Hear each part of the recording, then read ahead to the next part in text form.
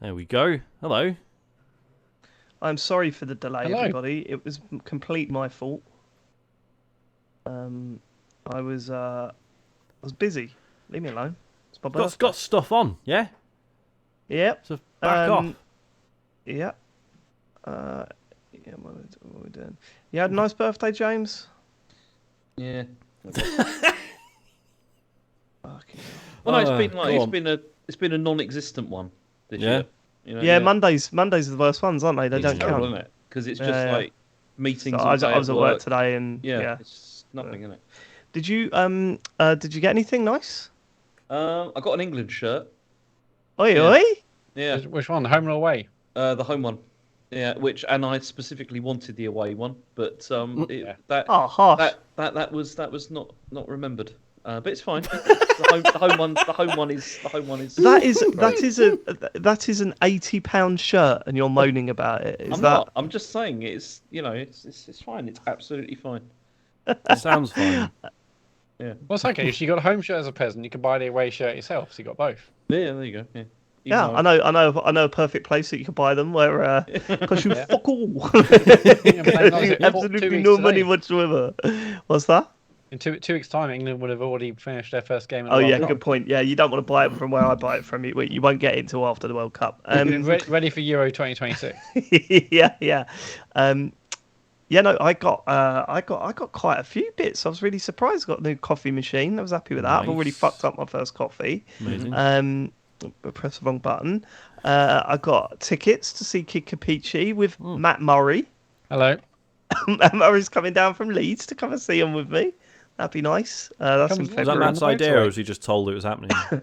No, I got two tickets, and I asked him if he wanted to go, and he said, "Yeah, all right." That's kind of what happened.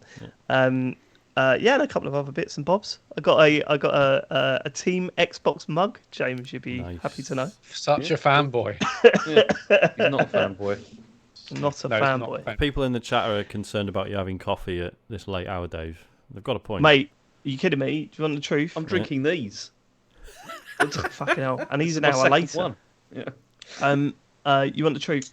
We got 2.5 hours sleep last night because the mice returned. And not only that, they were scratching this time. You could hear them so loud that I was like tense. I was like fully tense. Couldn't sleep. So in the end, I collapsed in the front room at about 3:30, and then Charlie woke up at 5, and then of course it's Daddy's birthday. So it's no chance of me going to sleep. Ah, shit. We could have moved this, you know. We could have done, but I'd just rather get out of the way, to be honest with you. Also, I'm actually really excited to talk about a few games today. Did you, to ruin it a little bit for people watching live on Twitch, James, before we start the pod, did you get any time in with Sonic Frontiers before the? Excellent. I've got some questions. I played about 45 minutes. So. Same here. Did you get to the second boss? Is that where you're up to? I don't know, because I don't know what that means.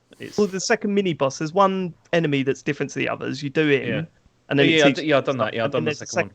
Yes. Right. Okay. Yeah. So I'm up to the second one.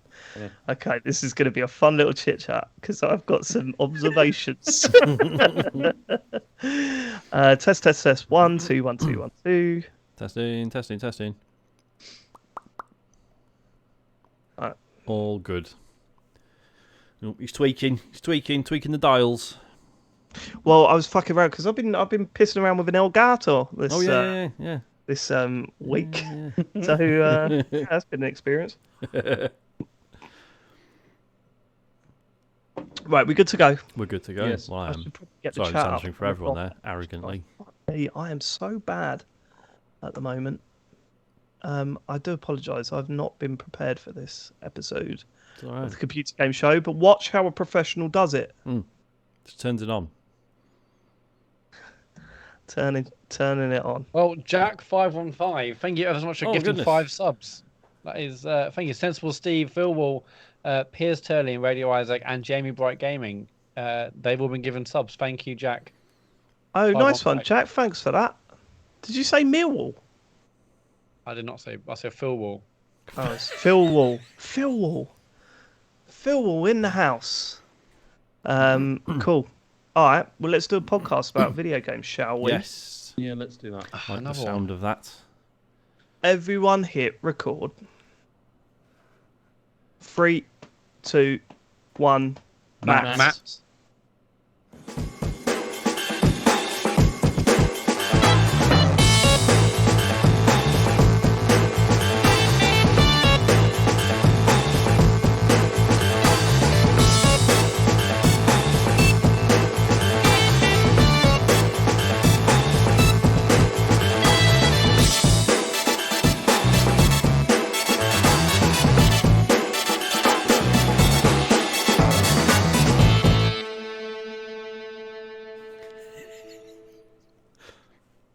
Hello and welcome to the Computer Game Show. My name is David Turner and I'm here with Sean Bell, Hello.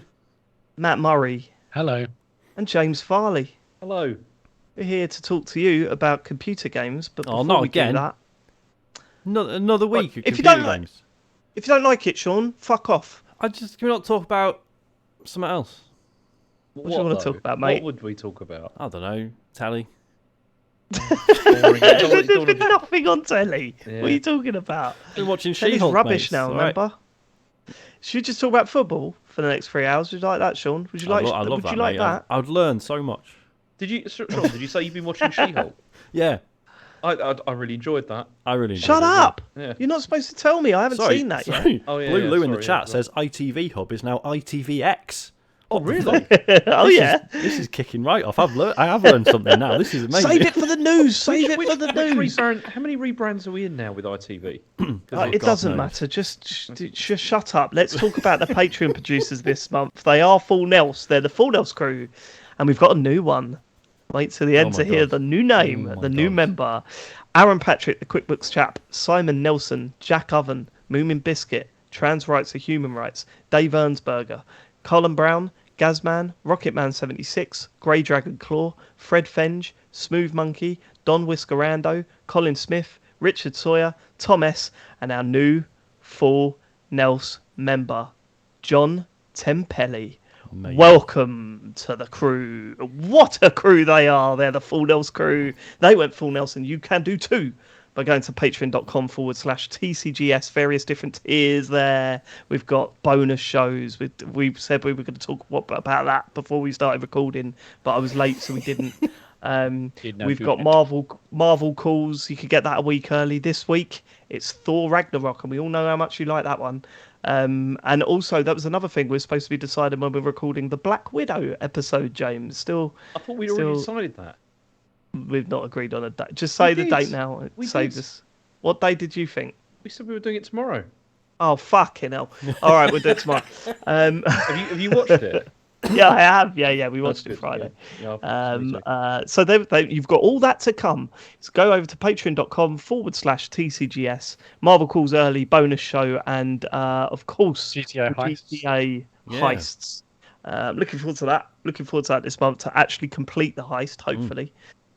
Thinking, Sean, maybe mixing the teams up. What do you think? What do you think? Maybe teams up a little bit this time. Yeah, because we can actually, for the heist proper, we can choose who goes in which squad. Although, actually, So Sean, I'm do you think thinking you could maybe- choose to give yourself like a more difficult mission rather than giving us the Yeah, difficult one? No, we'll just make sure either Dave or I's available to babysit each of you. You've got to decide now. Obviously, the handling on that It was car. You've was- got to absolutely decide. ridiculous. They had an easy I'm one where all they had to do was walk into a Yeah. police station and then they moaned about us taking a while. Sean, Yep. Sean, Yep. do you know what you've got to do now? What? Listen to what they're saying. Mhm. Me and you are on the same team. For Okay, the fine, heist. yeah, we'll just crack on. Let's do it. Let's Why- do it why like left that. for We'll crack success? on the same team together, Yeah. and then see how they get on. See how they get on this. Yeah, that's fine with me. James and I can finish each other's. It will. Sentences. It'll be fine because your stuff's just going to be like, oh, we've got to listen to a police radio or something. You know, for the whole thing. Matt, there could not have been a better ending to that joke. Couldn't have been a better ending to that gag. And James doesn't even know it.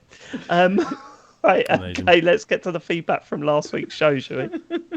Oh yeah, I better skip that bit. Yes. So Joe Biden, I assume it's the one we'll. Oh, yeah. Who would have thought console wars would bring Sean down off that fence he likes to sit on? Mad lad was ready to lay his life down for the Series S. That's true. Okay, well, there's another second bit. We'll come on to that, and then we'll talk about the whole lot at once. Also, are you Twitch streaming the Gotti show?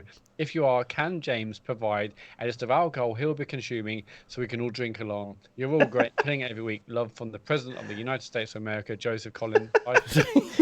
It's good that he added that at the end because I wasn't sure if it was really him, but yeah, no, he wouldn't have written that if it wasn't. So no, he wouldn't. Only the President can write that. Yeah. I like the compilations of him just like losing his train of thought. Joe Biden. Have you ever watched any of those? No. They're hilarious. He just doesn't know what he's doing half the time and just says the wrong thing. It's. I've got to find them for you and show it to you. Sean, you'd love them. Right, go on, James. What was it? It was directed at you, wasn't it? Yeah, about the drinking on the. What are you drinking this year? I mean, we're not streaming the show. No, yeah. we're not. We are absolutely not streaming the Game of the Year show. No. There's two reasons. Firstly, they go on for too long, and it's just too long. Secondly, I like the idea that no one knows what it is until we launch the podcast. Definitely. Right? That's it. No one should know early. The best way to do it. I mean, we're still on the fence, aren't we, about whether we're actually going to record it, like video it or not? Because I don't know. Because I'm not so keen on the idea of like drinking on the stream. Drinking with the video because I think you've done that before, though. You've done that for haven't. Not for 4 hours. I've never done it for 4 hours. No, Harry, James, you got so smashed on that It Takes Two stream. That was different. I think you're not even getting anywhere close to that on the Game of the Year show. That was ridiculous. That was different. No. The Game of the Year show, that one, I don't remember which one it was. The one where we kept on saying he doesn't do anything, and the whole thing, and it got ridiculous, and that's every single Game of the Year show. I drank so much, and then I remember going back to bed, and then Chen I just kept on saying to Chen, he doesn't do anything.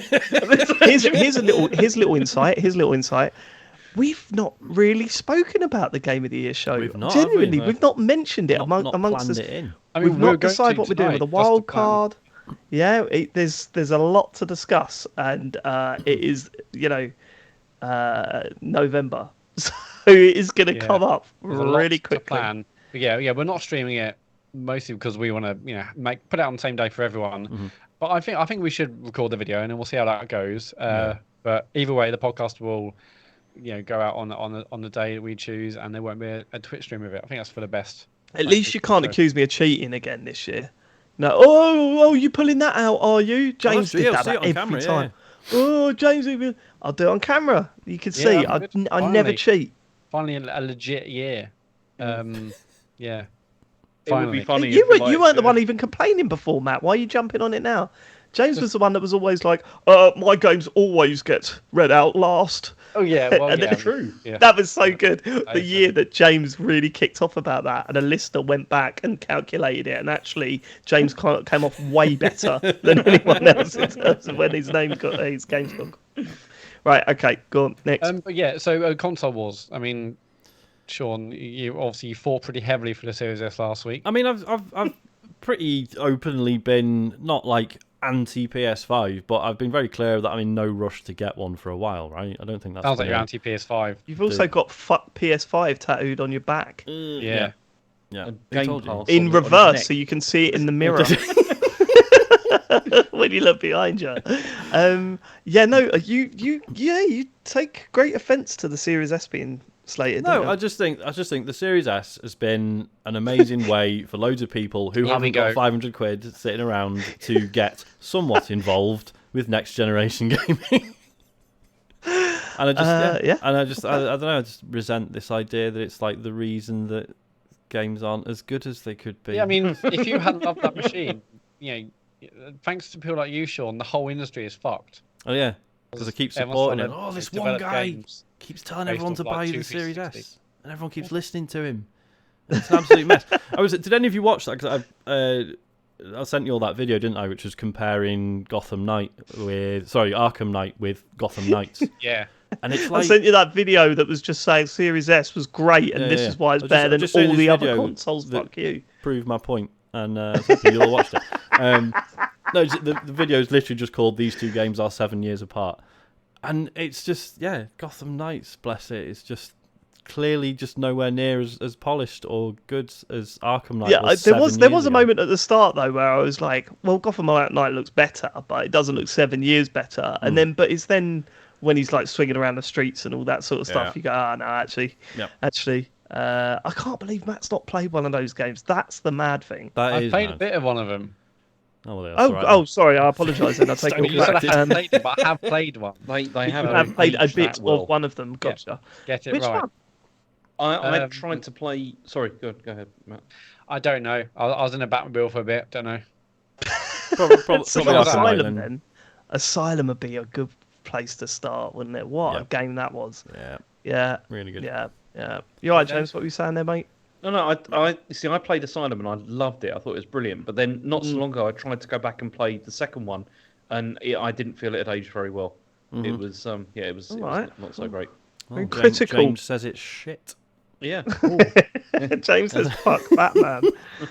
Rubbish character anyway. Next bit of feedback, please. Sad man. Dave. This is from someone called Dave. Hi guys, Dave Gahan of Depeche Mode here. I probably butchered his surname, whatever. I'm writing to express solidarity with James and the lockbox in the fridge, and to offer a possible solution. James, you need your own personal cheeses. Well, I've already got you could have delivered that last line a little bit better, couldn't you? I wanted to deliver it in that style, and I think I nailed it. No, you didn't. You was didn't I going to sing it? Is that the your own personal cheeses? Yeah, better. Yeah, that is better. Yeah. I've embarrassed myself there. How do you pronounce that dude's surname? I don't know. Gahan. Yeah. Gahan. Yeah, something like that. I don't know. Next. I don't think he's going to find out. I think we're all right. Was the cheese lockbox open for your birthday, James? It was not. No. I tried it multiple times during the day, and it was locked. You don't even get to access to cheese on your birthday. Sadly, not. I went out and bought my own birthday cake though today. Oh yeah. Which was good. Sorry, birthday pancake. Birthday cake. Okay. Oh wait, it's really I heard an extra syllable there. Yeah. I got my own birthday pancake, of course. What? Oh, sorry, James. Doesn't everyone have a birthday pancake? Please tell us about the birthday pancake. It was a birthday cake. But yeah, what did you go for? Details. What sort of cake did you go for? Well, it was from the freezer, so it was one of those ones that's kind of like basically, it's basically one of those. It was a gatto. Yeah, basically a gatto. Yeah, a gatto. Why did you say cake then? I'm quite partial. On the box, David. Type of cake. Sure. Well, the box is wrong. Sean, I'm quite partial to a red velvet cake these days. Yeah. I think that's me growing up a bit. Yeah. Well, I mean, do you know what red velvet is? It's chocolate, is it? Yeah, no, it's just like chocolate and vanilla. Just with red food colouring. yeah, but don't. I'm being grown up. I'm not. It is really nice. It just when I decided, I was like, I'm going to make red velvet cake. What's in red velvet cake? Oh right. Do you know what? What is it? Do you like that? It's just James, Sean has literally just said what it is. That was the whole point of this bit. Finger on the pulse, hasn't he? Vanilla and chocolate with red colouring. That's what he said. Anyway, you know carrot cake? I've never had carrot cake because the word carrot's in it. And it makes me go, I don't want that. What? Oh, it's good stuff. Yeah, it doesn't taste like carrot, right? Doesn't taste anything like carrot. No. Okay, all right. Well, I'll have a carrot cake at some point then. Next. It's from Reese. Hi, first time emailing. Currently on episode 6. I listen to 3 pods a day just trying to catch up. We're going on episode 6. Was that 2 days? Just wanted to say thanks for making me belly laugh. It's a bit strange how I just passed James finishing Heavy Rain, and in the newest episode, James's arch nemesis, the Door, has just been mentioned. Would not have got that reference otherwise. Anyway, going back to work, I'm a welder, so I'm off to set myself on fire. Hope you're all well. Okay. Good luck. Amazing. That probably is a good job to get some podcasts listened to, isn't it? Oh, for sure, yeah. Can't it? Actually, no. Or is it? Or is it not really important to be able to hear what's... Yeah. Yeah. You just hear the, instead of hearing the screaming, you hear James going, it's late, I want to go to bed. The Door thing, it just makes me feel like we need some sort of TCGS dictionary, like reference. A wiki. Yeah, a wiki. I'd love a wiki, but it feels really arrogant to make our own. So, listeners, if you're out When there... have we shied away from being arrogant ever? Yeah, maybe we just do it. Maybe just do it. Maybe just go, oh, was this about a door? Search door. Comes up, James Farley can't get through a door. And then it just takes you to a YouTube link of James not getting through that door. That was very good, though. Nick's girlfriend Charlie. Since we missed your live show in Sheffield due to a totally legit COVID outbreak, we all remember Nick's girlfriend Charlie from back in the day. I've started listening to the pod more regularly, and now I'm really enjoying it. I love hearing what you guys are playing, and every episode is such good fun. That said, could you please consider shortening your ending theme song? I listen to the pod while driving to work, and my car is super duper old and doesn't have any skip or pause buttons. So when one episode ends, I have to sit through the entire jingle every time, and while it's a very nice tune, it also lasts a good long while before the next episode plays. Anyway, thanks for the hard work, guys. You're doing great, and the pod is awesome. Cheers from Charlie. Well, Charlie, we actually put that 2-minute special on because people requested it. Yeah, people love it. Yep. Obviously, previously we had like the standard 30-second outro, but then when we got the 2-minute mix, people out of the hundreds of thousands of listeners that we've got, that's the first person that I've read that says they don't want that 2-minute mix at the end of it. So I think, Charlie, you're just going to have to join the party bus. Yeah, just live with it. Just live with it. Just live with it, James. When have you ever lived with anything? When have you ever put up with anything? I'm pretty sure. You every week. It's good point. Good point. I'm pretty sure we've heard more from Charlie than we have from Nick. So I don't think we need this Nick's girlfriend Charlie stuff. I think that's true. I think if Nick ever bothers to get in touch, he needs to be Charlie's boyfriend, Nick. And we're like, oh yeah, Charlie. Never contacted us once. Yeah. Charlie. And now Charlie's sending feedback. Admittedly not sadly. Can we call this podcast a podcast for Charlie? It's just to freak Nick out. No, in fact, actually, this week we're going to play it 3 times. Can you just put it on 3 times at the end of this one, Matt? Yeah. Let's put like an hour's worth. Yeah, just put it on. Say we put it on 3 times and actually put it on 5 times. 25 times. It'd be like a Stuart Lee routine. By the end, you'd be like, actually, this is amazing. They are geniuses, yeah. Except for when he did the thing with the Ricky Gervais stand-up thing, which I was fully on board with until it went on for about 40 minutes. Yeah, it was physically uncomfortable. Yeah, go on. It doesn't always get right, but for the main part, it does. Go on. Gasman, hey gang, caught James's Inscryption stream this weekend. I'm normally fully Team Farley, but never before have I backseat gamed this hard and yelled at the screen. How long does a game have to tell a man to do something before he does it? I'll tell you how long, 1 hour and 40 minutes. Looking forward to seeing James refusing to drive the correct way around a racetrack in any racing game on the next stream. Love from Gasman. I mean, just because a game tells you to do something, it doesn't mean you have to do it. Oh, fucking hell, we're back to the stray thing again. Yeah. Back to the stray thing. It's not a card game because it didn't use the cards. No, you don't have to do that. You don't have to do it. You just stare at the screen. Don't do anything. Yeah.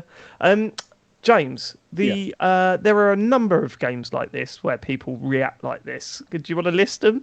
I mean, I can think of all of the Souls games come under this category, where you play it for 5 minutes and someone's in the chat going, no, you should be doing this. Shut up. Leave me alone.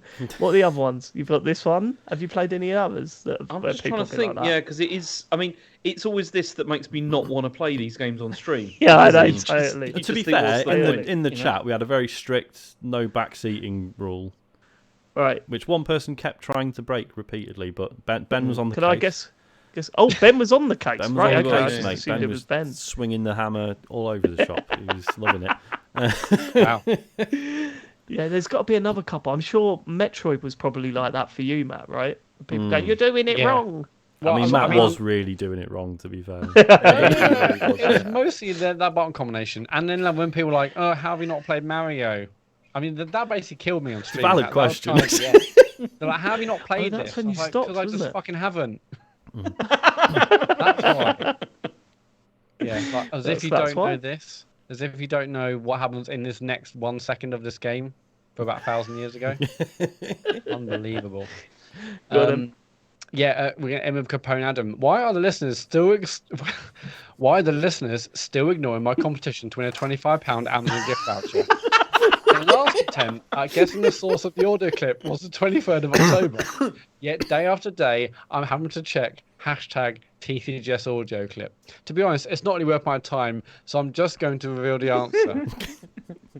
Are we ready? I'm going to reveal the answer. No one's going to win the voucher. So no one's won the £25. Okay. No one's won. Do you three have guesses? I mean, you can see a doc. I've already seen it. Sorry. Okay, here we go. The answer is from James's Twitch stream of David Cage's The Nomad Soul.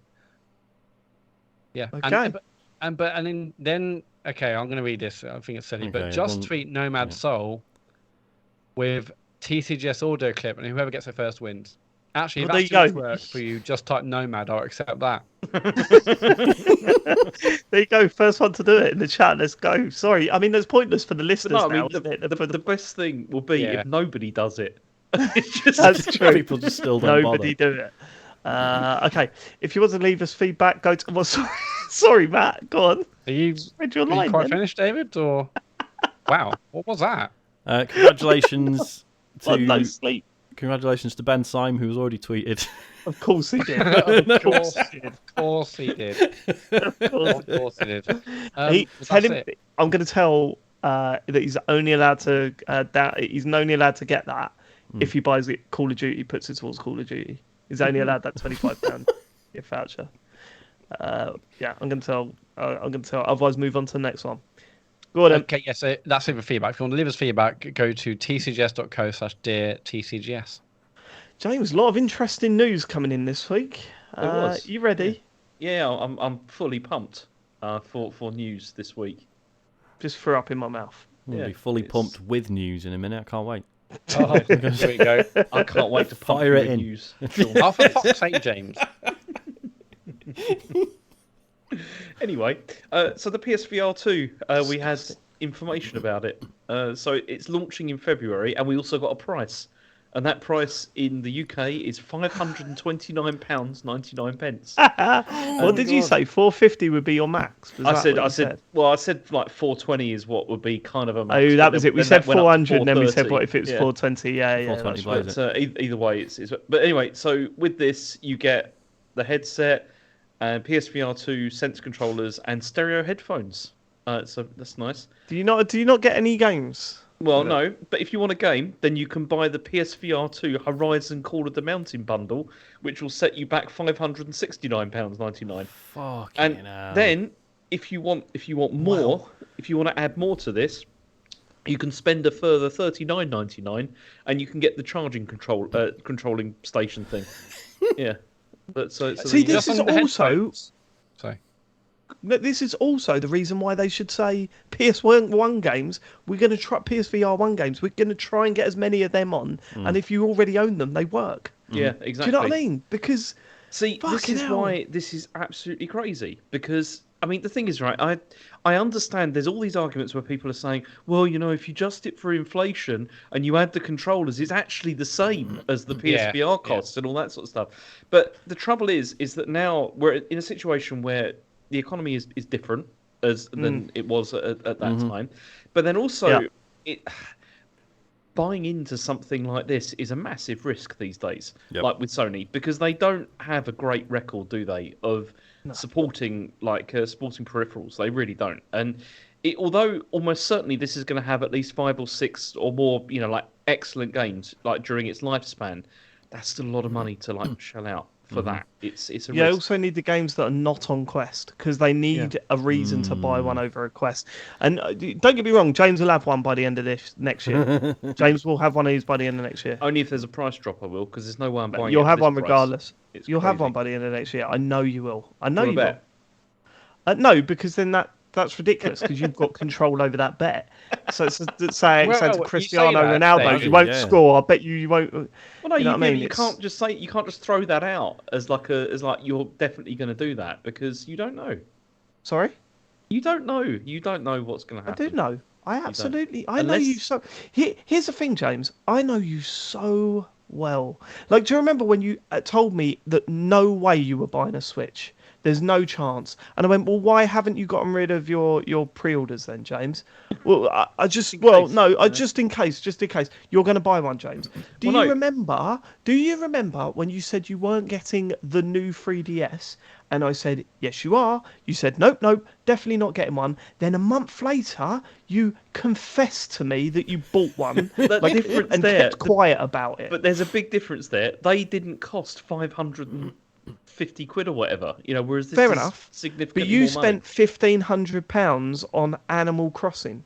So I have That's not true. That is true. We worked it out.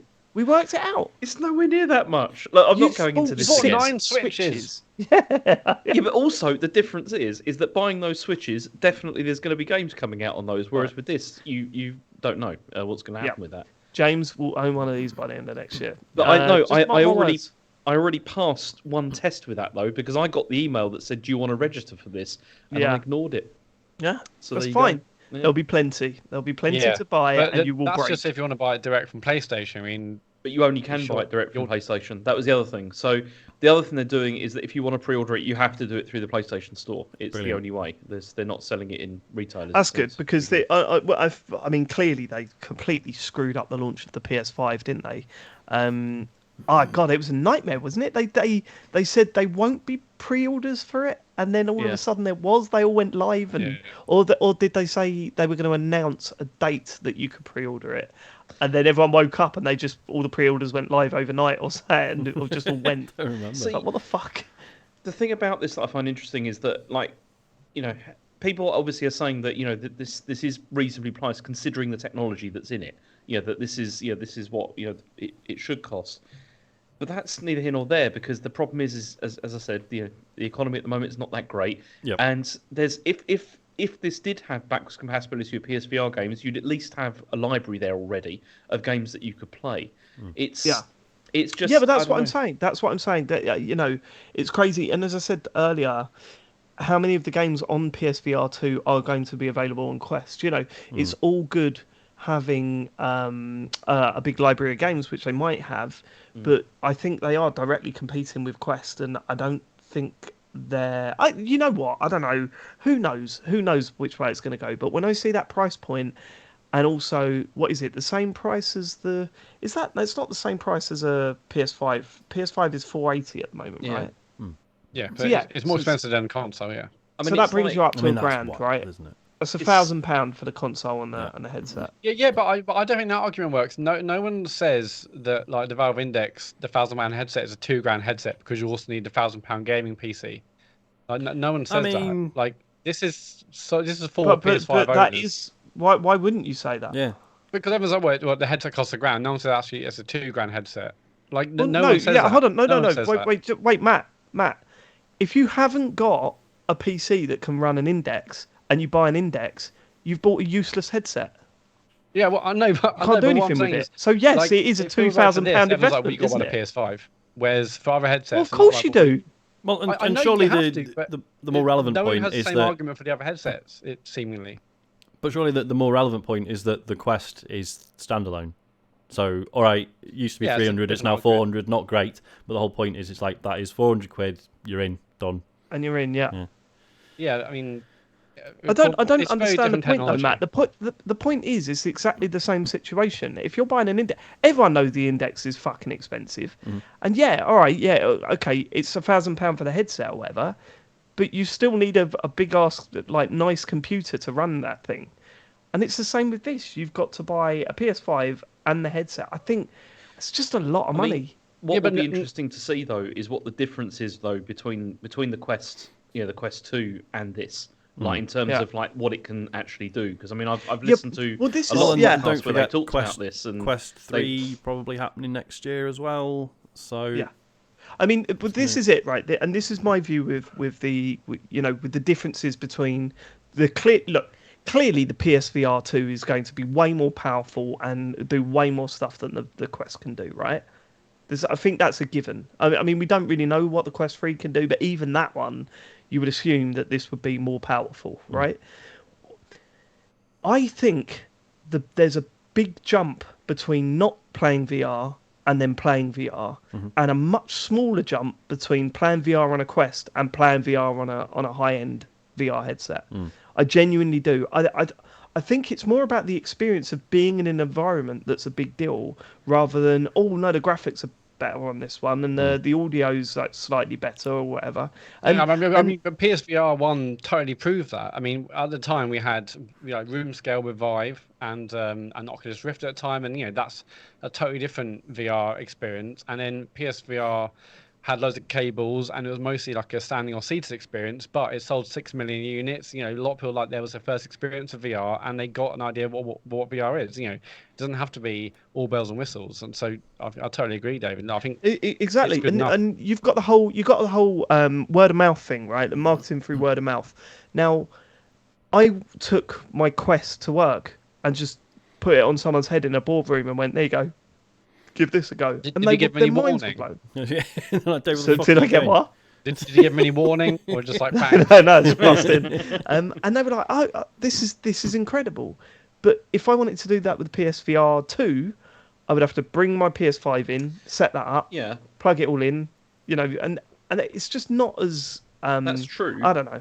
But did you say to them, like, would they spend like £400 to buy that though?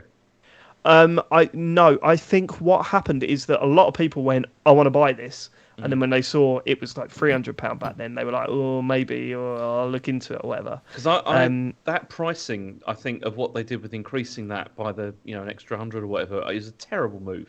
I think it was a bad move, especially for what they're trying to do at this point. The only thing that makes sense is that they want to slow down how many people are buying this unit. That's the only thing that works for me, is that actually the next one's going to be vastly different, so it'd be pointless for them to sell that at a cheap price to get everyone on board at that level when they're going to change the whole setup for the thing for the next headset. That's the only thing that makes sense, and we won't know that until next year. If they release the Quest 3 at, say, the same price or maybe slightly more, how's that going to work out? Because I still don't think people are going to buy in at that price. No, I don't. High. I think, as I said before, I think I think I said it last week. There's a lot of people that would have tried VR and then would have done with it. You know what I mean? Like balance boards and and Guitar Hero and stuff like that. What they need to do now is get to a point where it's even more accessible.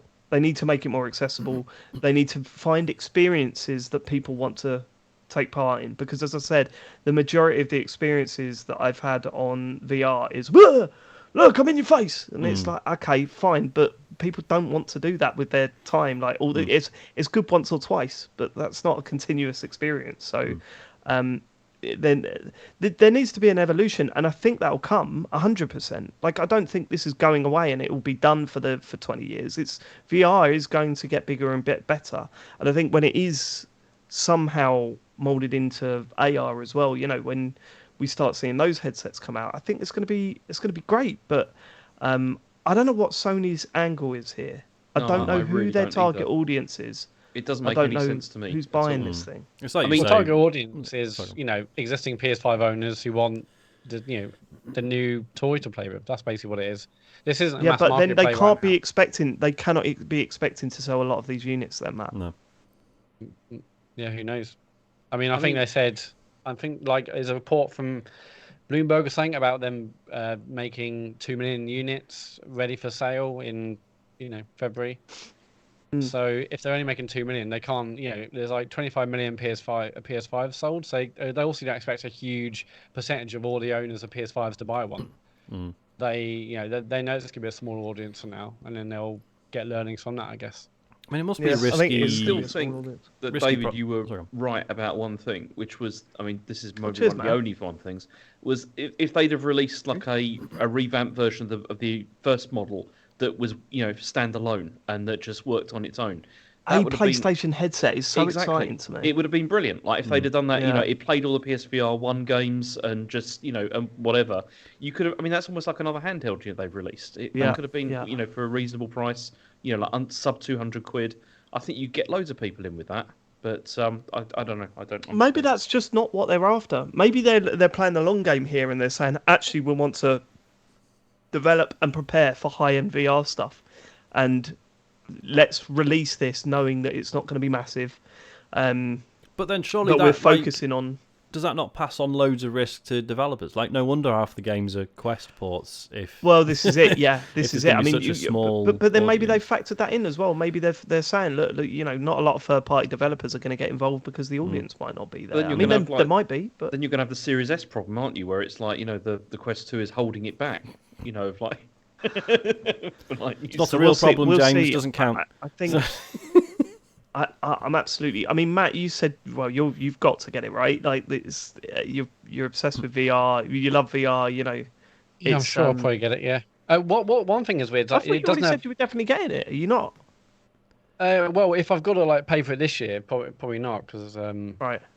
Yeah, but what's weird is that it doesn't have speakers. You have to wear headphones. Oh, really? I found that a bit weird. Yeah.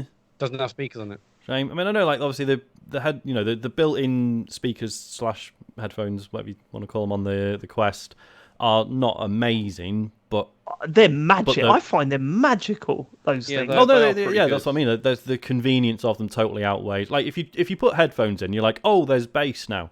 But totally. But yeah, for the sheer convenience of them, they're amazing. And I've said before, I quite like still being able to hear like a bit of the outside world, just so I know if like news. Totally, or whatever. Yeah. So yeah, really like them. I don't know. It's gonna be an interesting one. I'm fascinated to know what the long game is, because we could sit here all we want and say, Sony doing that for? They're mad if they're doing that. Trust me, they know the reaction we're having to this price. They know the reaction that the media are going to report on the price and the headset itself.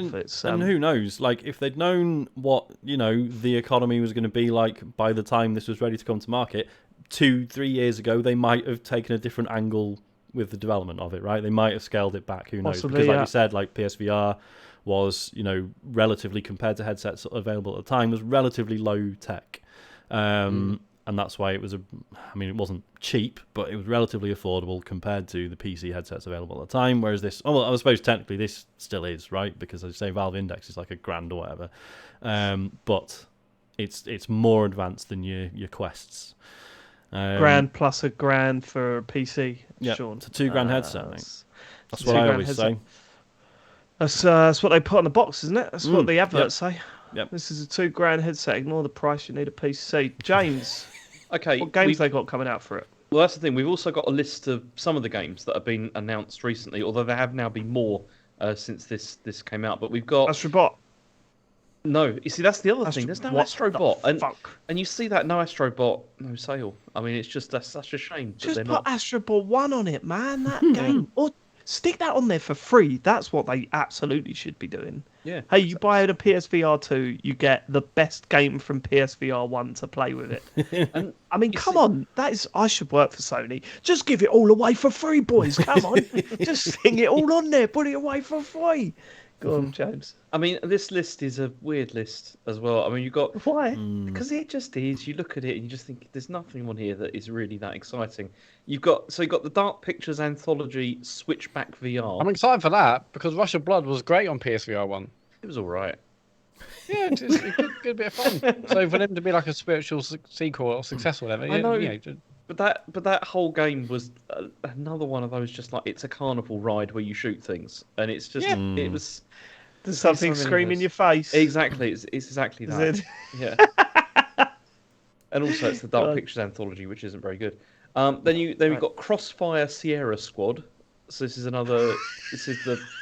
I mean, was this the one that Matt said was really good? Crossfire. No, Crossfire is that one they released in 2 parts on Xbox. It's like massive. I think abroad in Asia, maybe. Oh yeah. It was abroad. Crossfire X on Xbox. Abroad. Oh, is that one that's really popular in Korea or something? Yeah. And so they released multiplayer and I think single player in 2 separate parts on Xbox, and I don't know what happened to it after that. Okay. But I've never played it. So apparently, this is the quote. It says it tasks users with fighting a seemingly endless enemy force with high AI intelligence. So there you go. Seemingly endless. They'll be coming over and over and over again. So get your gun ready to shoot the people. Okay. Then we have the Light Brigade. This is a roguelike which sees players journey into the sunken world to venture through. It's like procedurally generated battlegrounds. So okay, great. Which is available on PSVR 2 and original PSVR. Well, there you go. And then also, I mean, this is the weirdest one: Cities VR Enhanced Edition. So this is like not that weird. It's been on Quest for ages.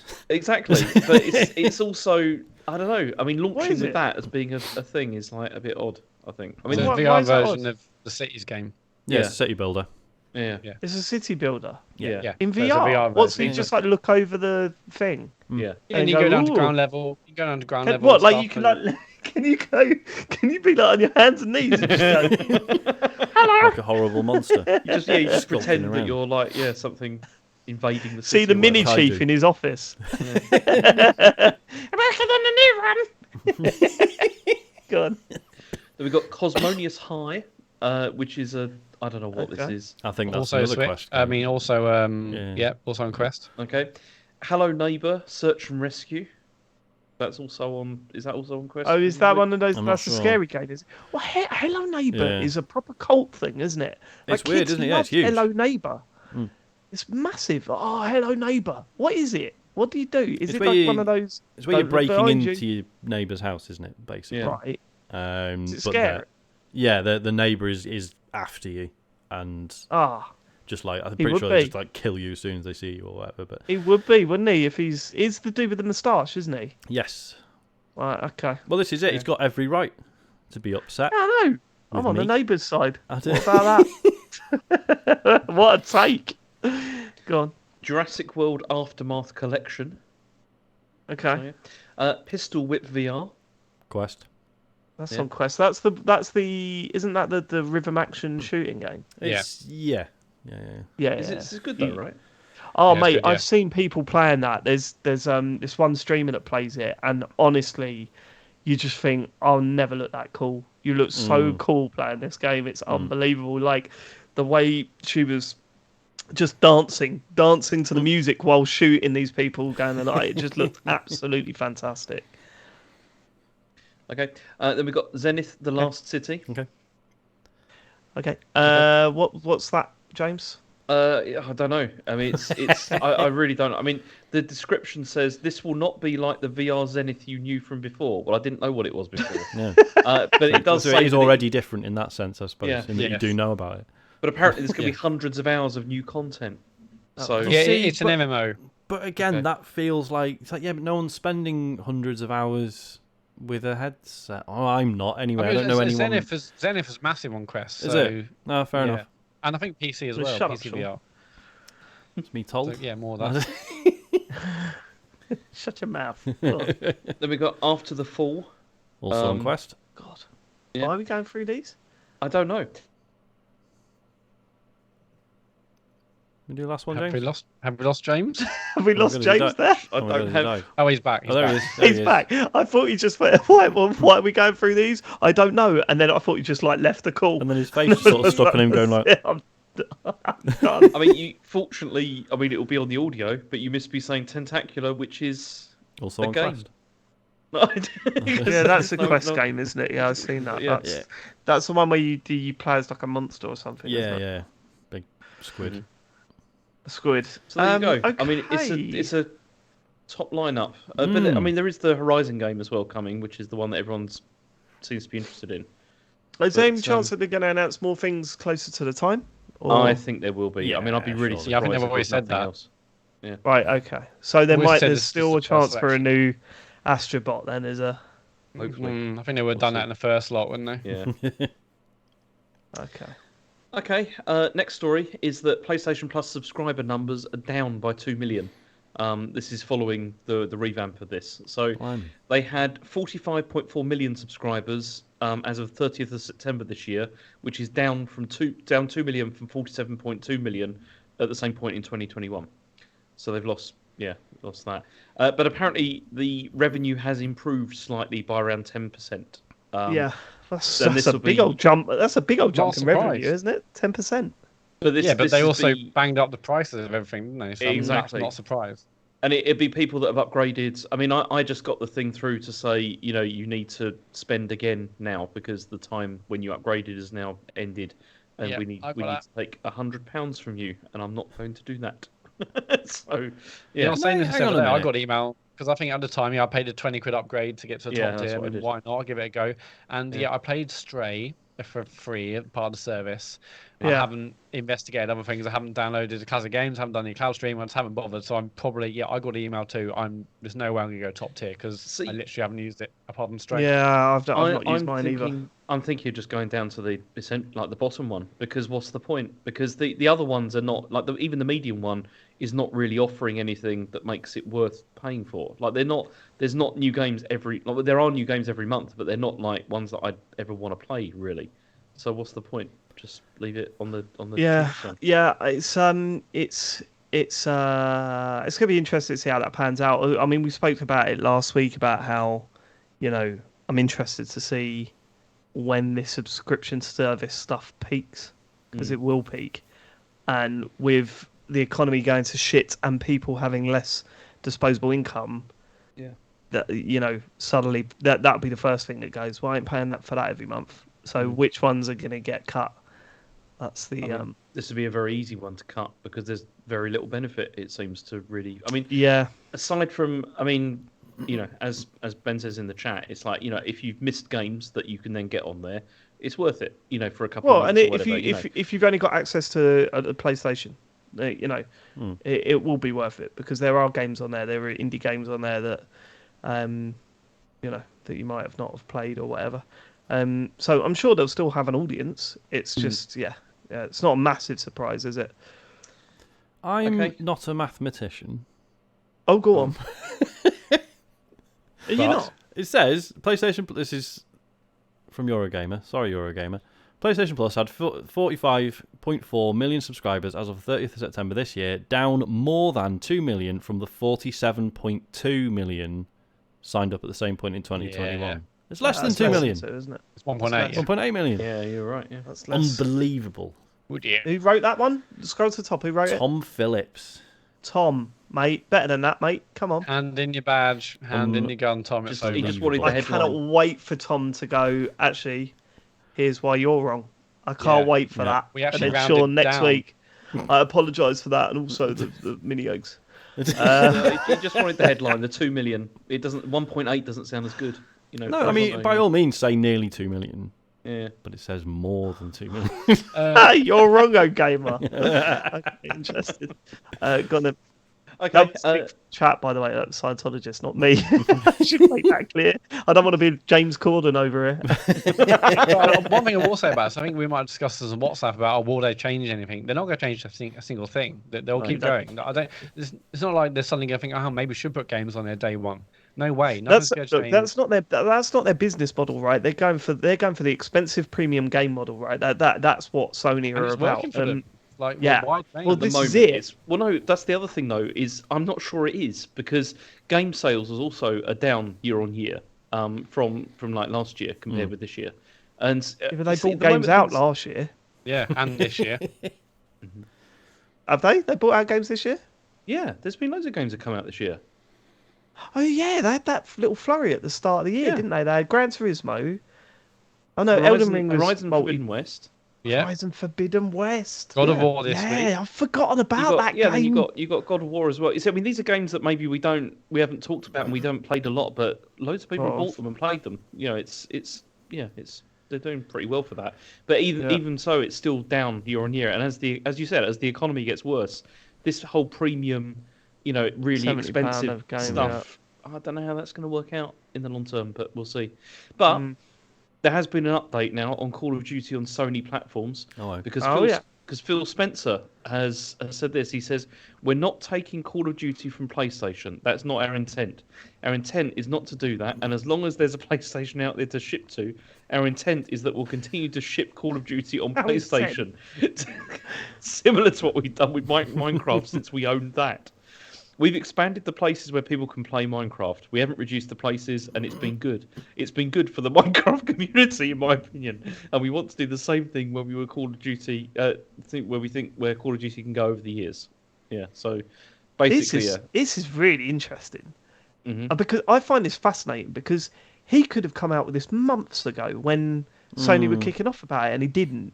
Yeah. The only possible reason I feel that he has come out with this is that suddenly his argument for taking over is on, it's on thin ice. It's not as clear cut as he was hoping. Yeah, so they probably were negotiating hard with Sony, and now they're just going, no, that's all right, it's all right. We're just messing.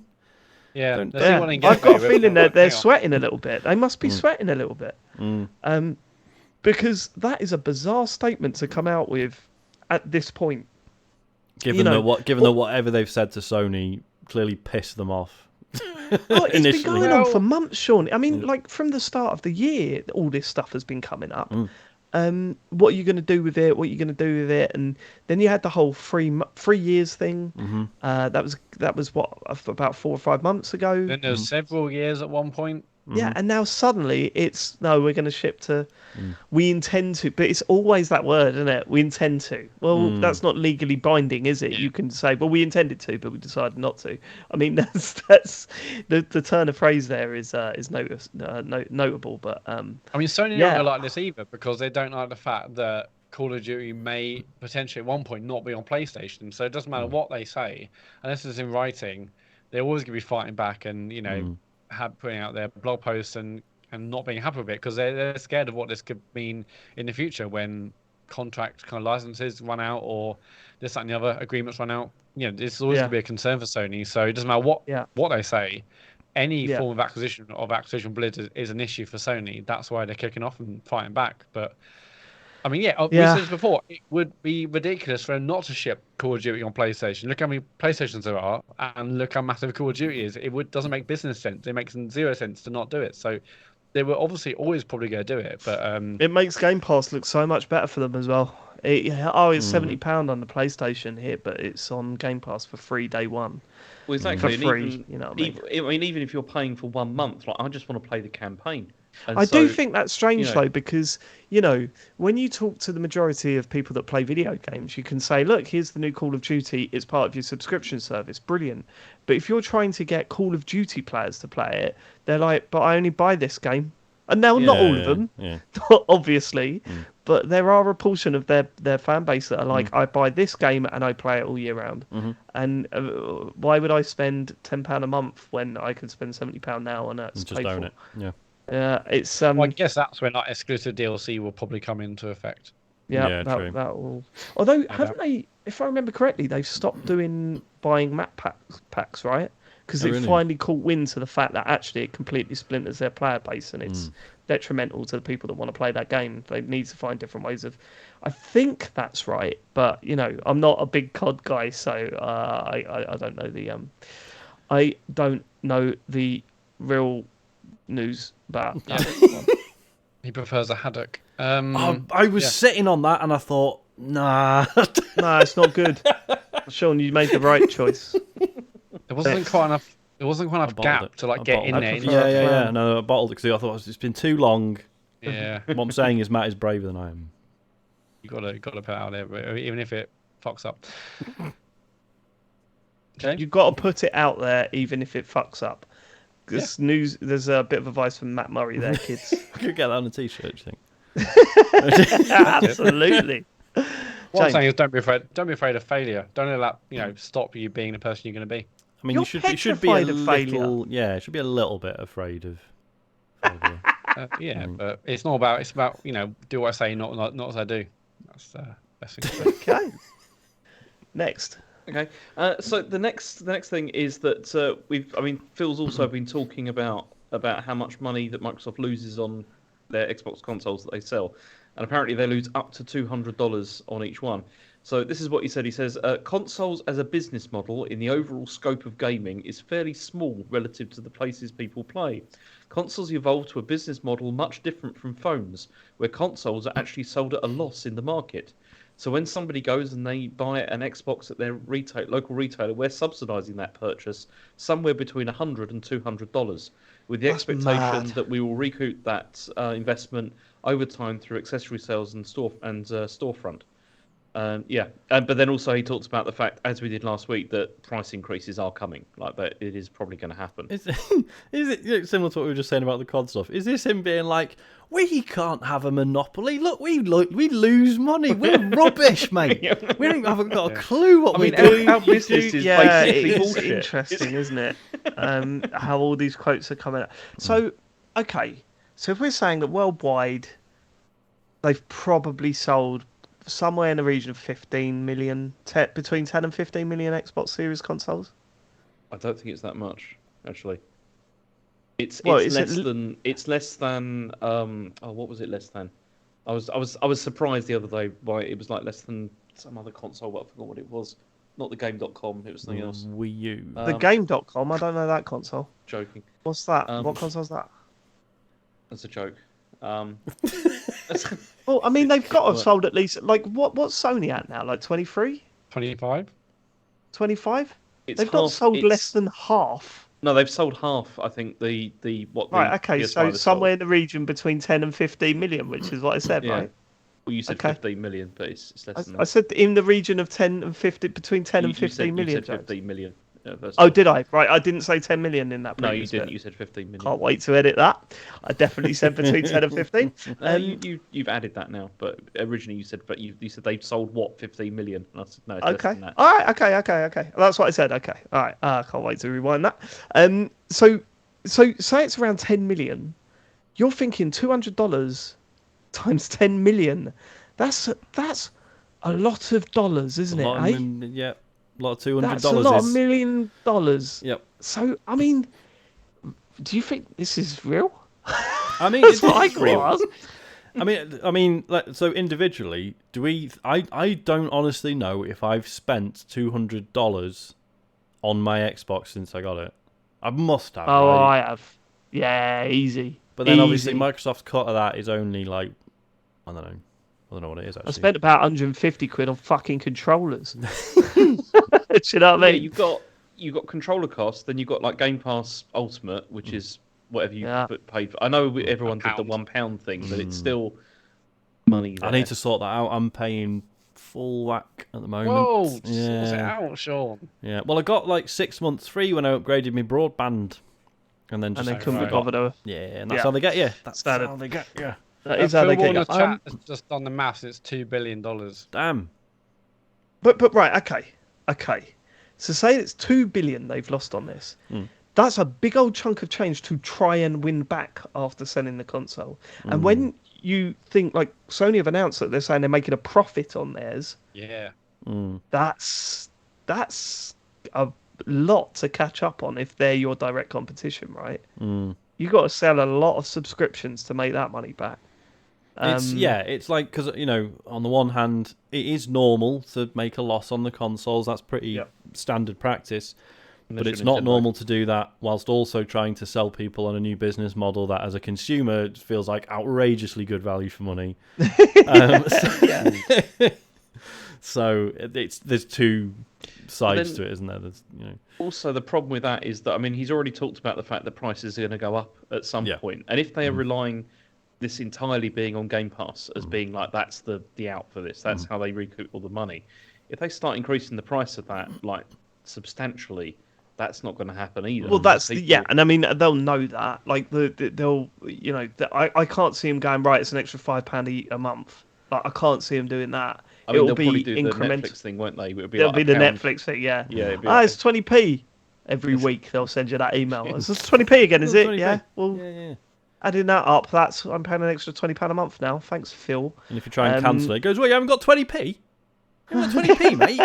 I know you have. I know what you've been buying for lunch. It's like when buying a TV, innit? It's like when buying a TV. My budget's 50 quid, but this one does all this, and it's only £50 more. Oh, I'll go to 550 then. But now look at this one. It's only 600. That's the problem. That's the problem.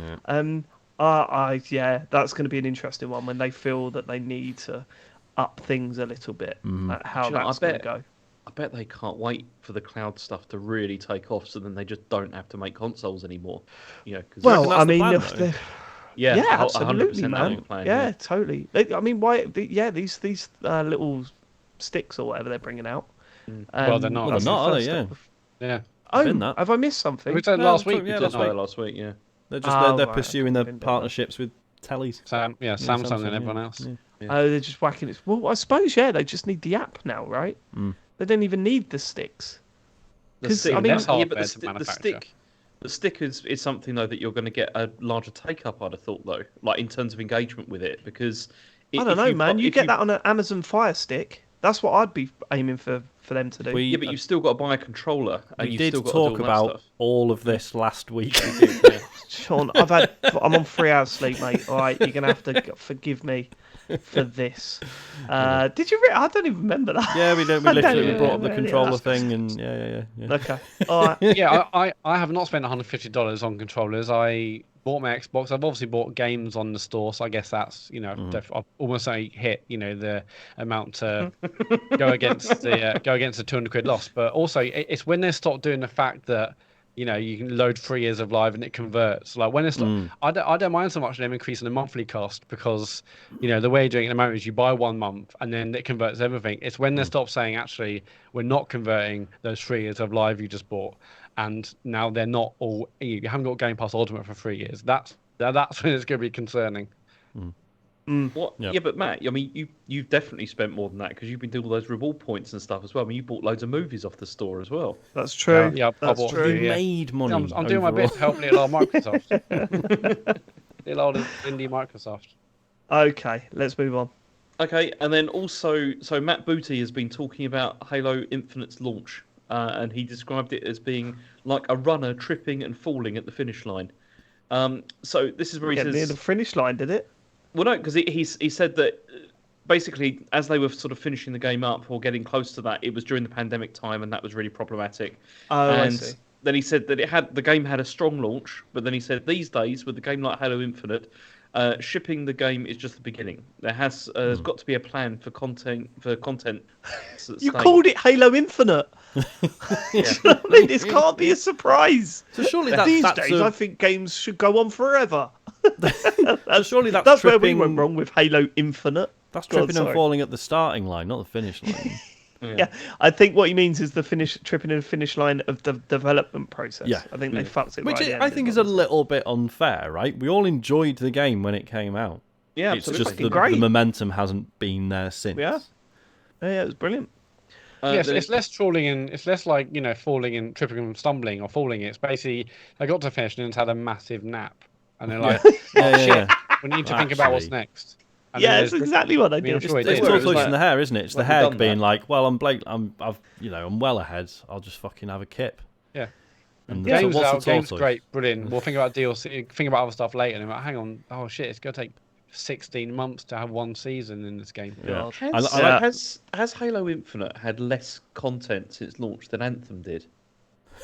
No, I don't think it's. No, I mean, the one piece of content they probably put out was 10 times better than anything in Anthem. I think definitely, yeah. But it's. I like the fact that he refers to tripping and falling over as quote the classic runner's mistake. yeah. That's the problem with runners. They always do that, aren't they? Yeah, you see what you did there, mate. What happened was. You were winning. You were running really fast. Yep. Then, as you got to the finish line, you fell over and stopped moving on the ground. What we're saying is that we're pretty much Mo Farah. All right. Yep. Remember? Yep. He trips and falls over at every finish line. That boy. Zoom. That's the thing. Is that actually how he wins? He just catapults forwards, chin over the finish line. Yeah. So what's he said he's going to do about it? So he said that developers at 343 have retrenched and have come up with a new setup to help deliver content in an effective way. There we go. I mean, the next thing is game. Yeah, they're following in Sega's footsteps. Yeah. But then there is the winter update, which is coming out. I mean, it'll be out now actually by the time you listen to this. But it's got the co-op and that kind of stuff in it, so that's nice. But yeah. There's a co-op not okay. I thought I've fully lost track. I thought co-op was in now. No, it's not yet. They had like betas and stuff over the summer, but now it's fine. Well, by the time this pod's out, it'll be out finally. Does anyone else, when they next big update, the winter update, that's what it's called, capital W on winter. Does anyone else read that and just be like, oh, brilliant, there'll be snow everywhere, and Santa Claus in the sky, and it'd be Craig, wouldn't it? Why would you call it that? With like a Santa's hat on. Sound like 12-year-old shop.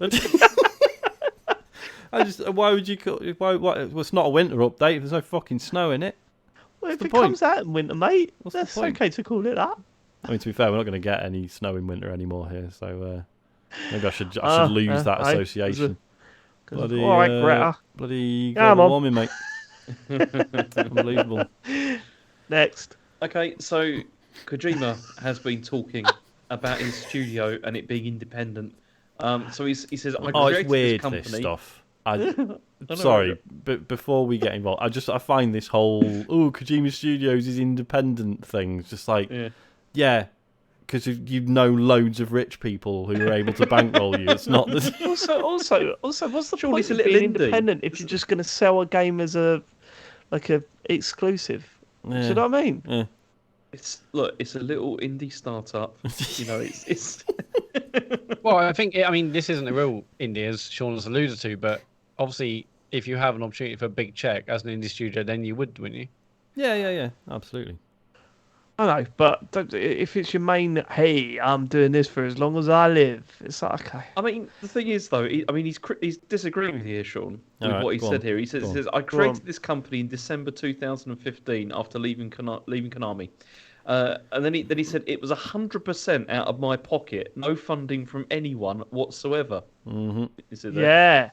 And then he says, we are indies. We have no affiliations whatsoever and are not backed by anyone, not even Jeff Keighley, and are on good terms with everybody. No, he didn't say that. No, he didn't say that. But he did say that he was on good terms. Stop doing that, James. You cannot do that. But he did say that they were on good terms with everybody in the industry. Then he said, every day I am approached by offers from all over the world to buy our studio. Some of these offers are ridiculously high prices, but it's not that I want money. I want to make what I want to make. That's why I created this studio. So as long as I'm alive, I don't think I'll ever accept those offers. And then he also said that those Death Stranding 2 on Stadia rumours were bullshit. Okay, all right. So this is a situation where we've fallen for a fucking Eurogamer headline again, because he's not saying... What he's saying is that he doesn't want to sell out to the point where he has to hand over his vision of a project. Like, that's clearly what he's saying there. He's not saying, I want to stay independent. I'm so independent, man. I'm sorry. I think we've fallen for a Eurogamer headline there. Can I read you a quote from a Guardian article with an interview? Oh, go on then. This is going to shut me up. Shout out to a friend of the show, Chris Spang, because I remember he sent me this a few weeks back. So, Kojima Productions moved into the skyscraper shortly after the director left Konami in 2015. The company joined in the mid-80s. During his lengthy career at Konami, Kojima ascended to the role of vice president. Then, all of a sudden, I couldn't get a credit card, he recalls, after his split from the company. The bank wouldn't lend me any money. And when I tried to lease a floor in this building, they told me that I was now independent. It was as if I was yet to create anything. That's when I thought, oh, I really am indie. Only when one of the building's owners, a fan of Kojima's games, intervened was he offered a rental agreement for a prime patch of Tokyo real estate. All right, so he did it all himself, James. Yeah. No help from others. Got a lot of friends. Got a lot of friends out there, hasn't he? Yeah. With everyone, friends with everyone. He says. I wish I had friends. Yeah. Same. Be nice to people. Should we? What about the four of us? Should we? What do you reckon? Make a go of it. Thank you. No, thank you. Next story. Well, this is continuing on the Kojima stuff. Oh, hang on. He's written off. He's written off making a new Boktai. What a prick. He did. Yeah, he said those. Well, he said probably not. Definitely not. Sure. Well, true. Yeah, still hope. It's left possible. the door open. What are you talking about? Go on. And then apparently, footage of his next game has been leaked online. I've not seen this, but the game appears to be called Overdose. And it seems to be the one that he's working on with Xbox. That's that with that partnership. Okay. But I've not seen it. Has anyone seen this? Like the footage? Yeah, I've watched it. Yeah. Does it look good? Any good? I mean, it's a video of a monitor which shows off camera like footage. So it's you will look at 4 different layers of footage here. I don't know. It looks like a survival horror type game on the phone. So it's hard to say. On your phone? Yes, mobile. Yeah. Okay. All right. Mobile game. Great. Okay, fine. Go on, Kojima. Good luck, mate. Good luck. I wish you all your best in your indie career. Yeah. That's it. That's all the news. But I do have a Fantasy Zone. Yes! It's been a while. Yeah. You ready? Oh, James, did you Did you warn Sean so he could queue it up? He did. I did, yeah. Hey, here we go. Said on WhatsApp that there's a nice. Let's go then. We ready? Let's go to Farley's Fantasy Zone.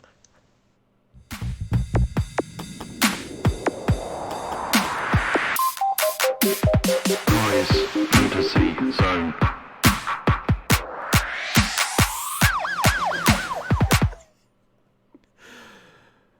Go on, James. Oh, fucking hell, look at Dave. What's happened to Dave? I don't know, he's got caught in the Fantasy Zone. He's still in the Fantasy Zone. Oh my god, what is that over there? Kojima's signed up with EA, fucking hell. What is going on? I'm just throwing up all over my lap. I can't quite get over the fantasy that I'm experiencing now. James, what have you got for us? Okay, the PS5 Slim is coming in Q3 2023. Whoa! Oh, I love it! I love it! Oh, this is my favourite of your Fantasy Zones. Okay, can I give you the details? Do you know what's beautiful about this? It doesn't even need to be. It just needs to be a regular console, and it can be considered a Slim for this fucking thing, can't it? Go on. Okay, so apparently this is going to have a new design with a significant change to its exterior. Mm-hmm. So the source claims that this new Slim version uses a die shrink treatment that reduces the size of the console. A what? A what? It's the shrinking the die on the CPU and everything, so that it can be smaller. Right, okay. I thought you meant like chuck it in the washing machine on 90 degrees. Then also, honey, I shrunk the PlayStation. So it uses less voltage and therefore runs cooler. And it is also it's going to be lighter because of this. And apparently they're working on it not having a stand when you lie the console down. Well, I mean, come on. And also probably those the flaps are probably going to be either modified or removed. Like they won't be on this one. Yeah, right. They'll change all the venting system. But no, hold on. Yeah. That already getting in there. Oh yeah, because they'll have to completely just change the venting system because they can possibly do it without the flaps. Yeah. Technology's moved on to the point we don't need the flaps anymore. It wasn't possible 2 years ago.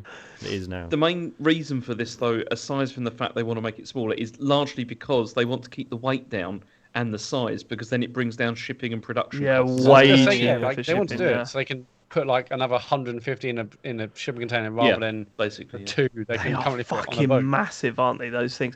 Look, I think this is feasible. I think this is very feasible. Why not? I'm fascinated with it, whether it'll have a disk drive in it. Yeah, I mean, also this works because it's 3 years as well since launch, and the other machines they were mostly, I think, 3 years as well. Like I'm thinking no disk drive in it. So are you thinking the Slim replaces both of the current ones, or no? Just I would think digital. The Slim. Right. If I was to guess now, I haven't properly thought it through, but if I was to guess, the Slim would replace the digital, and they will still sell the fat CD one, but the Slim won't have a disk drive in it. That's what I'm thinking. So if you want a disk drive, you'd have to buy the fat, ugly one. Yeah. You know what? And go on. See, I've got a theory that go on. I'm loving this. You're going to be furious when I say this, but this is what. I'm not. I love it. I love it when you stick your neck out. 100% works, but yeah, let's hear the theory. All right. What was that for? Fuck you, Matt. Why say that bit? Thoughts. Yeah, but why say that bit? Just go, yeah, let's hear your thing, and then I'll talk. I think Dave's full of shit. Anyway, James, go on. Fucking dickhead move. Go on. Yeah, all right, go on. This is going back to a previous Fantasy Zone where I think that it's going to have an external drive as well as an option, and that's what they'll do. They'll release the Slim. They'll release a digital Slim, but then also you can buy an external Blu-ray drive if you want to. I think I can see that. I can see that. Oh, so a much better looking machine, but I have to plug something in if I want to buy a disc. Yeah, because the original news story, just to start, because people go, David was dead against that at the time. The original news story was the PlayStation 5s are going and are coming with an add-on CD drive, and that's the only way you could do it. But I can see what you're saying there, James. Kind of works. Although, does it? Yeah. Wouldn't you just leave? Yeah, I don't know. Matt, what was you? I'm full of shit, am I?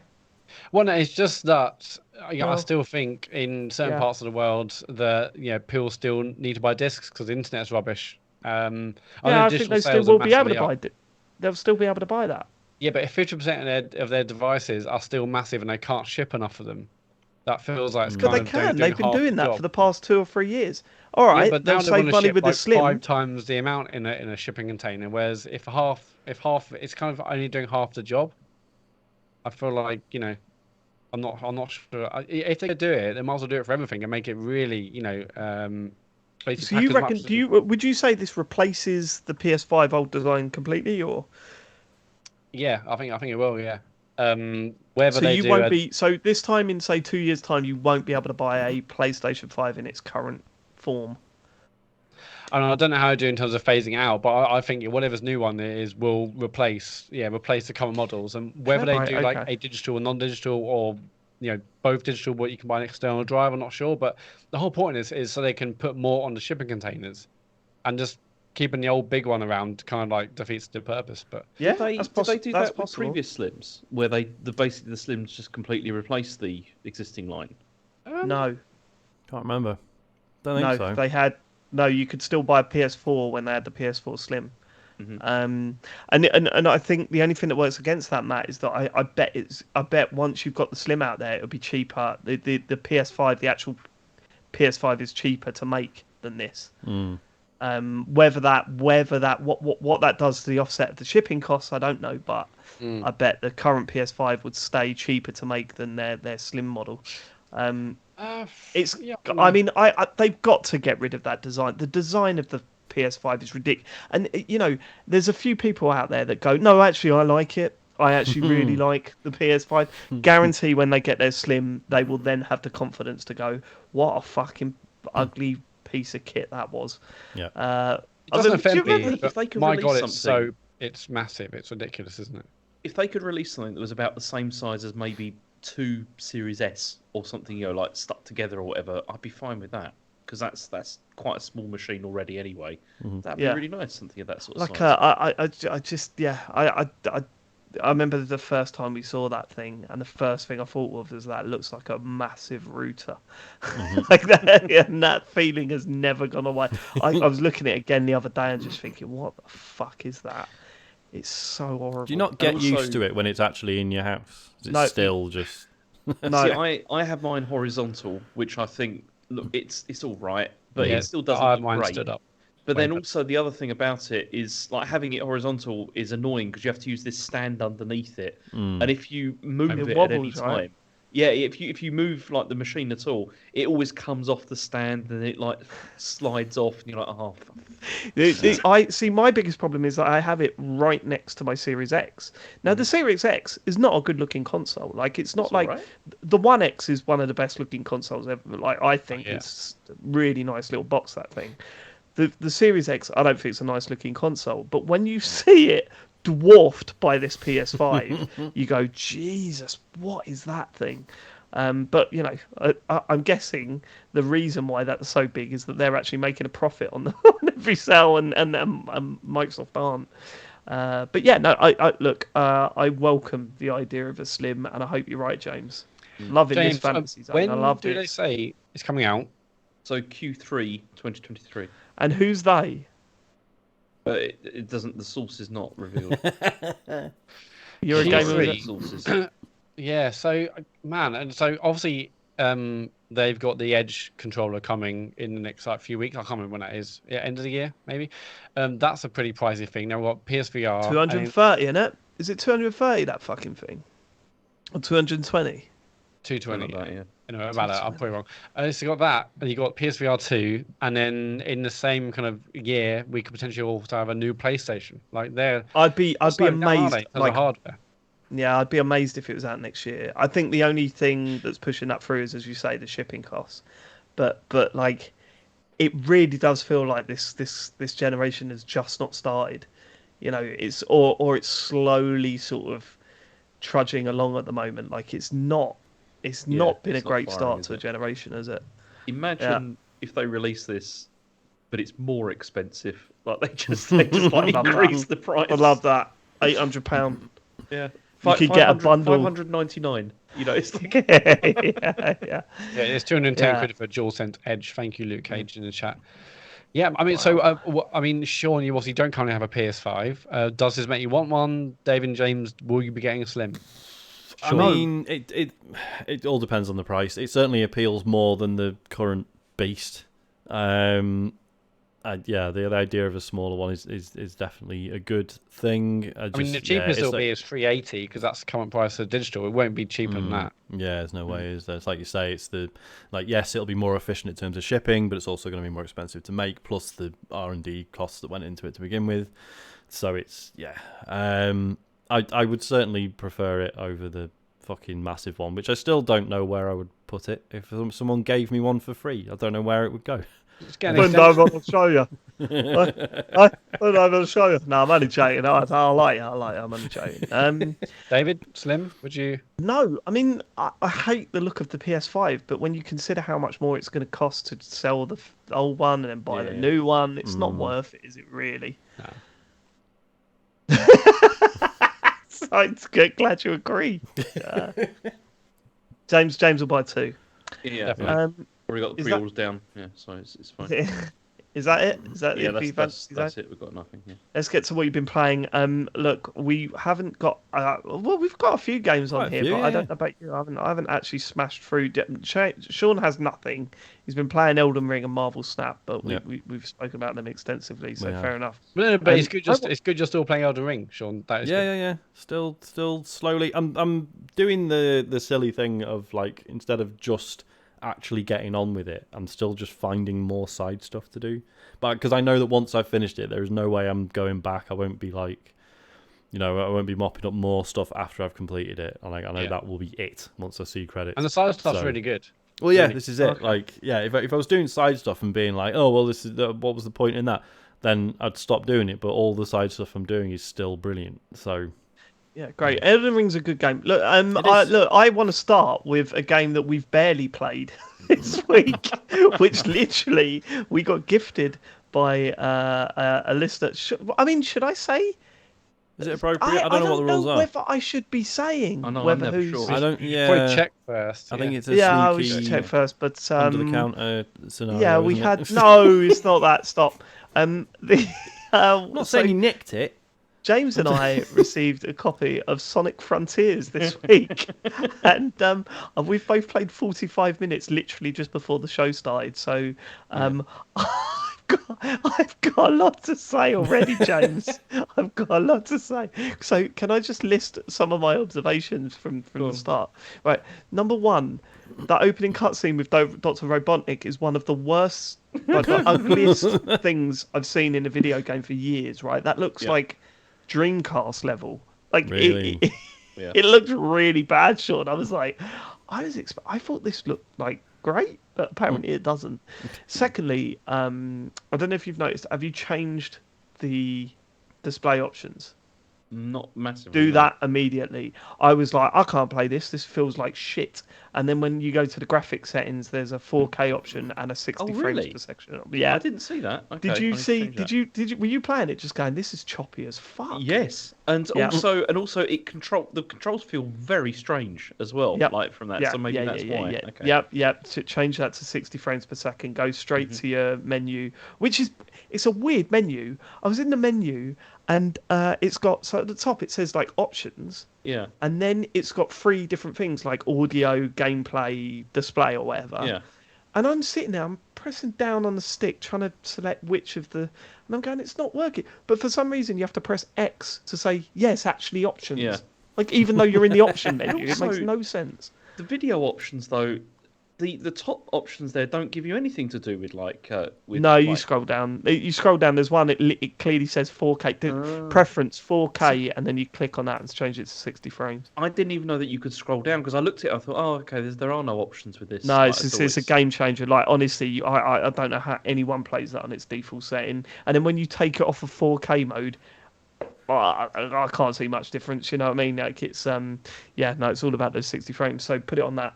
Thirdly, why does Sonic talk like Nathan Drake from the Uncharted games now? No. Because did that not surprise you? It did surprise me, but it was a welcome surprise. Why? Because he wasn't going like this. Yeah, exactly. He wasn't being wacky, and he wasn't being like a teenager and all that kind of thing. It's really weird seeing Sonic go, I have a mission ahead of me. Yeah. And I'm like, what the fuck kind of voice is this for Sonic? This is so bizarre.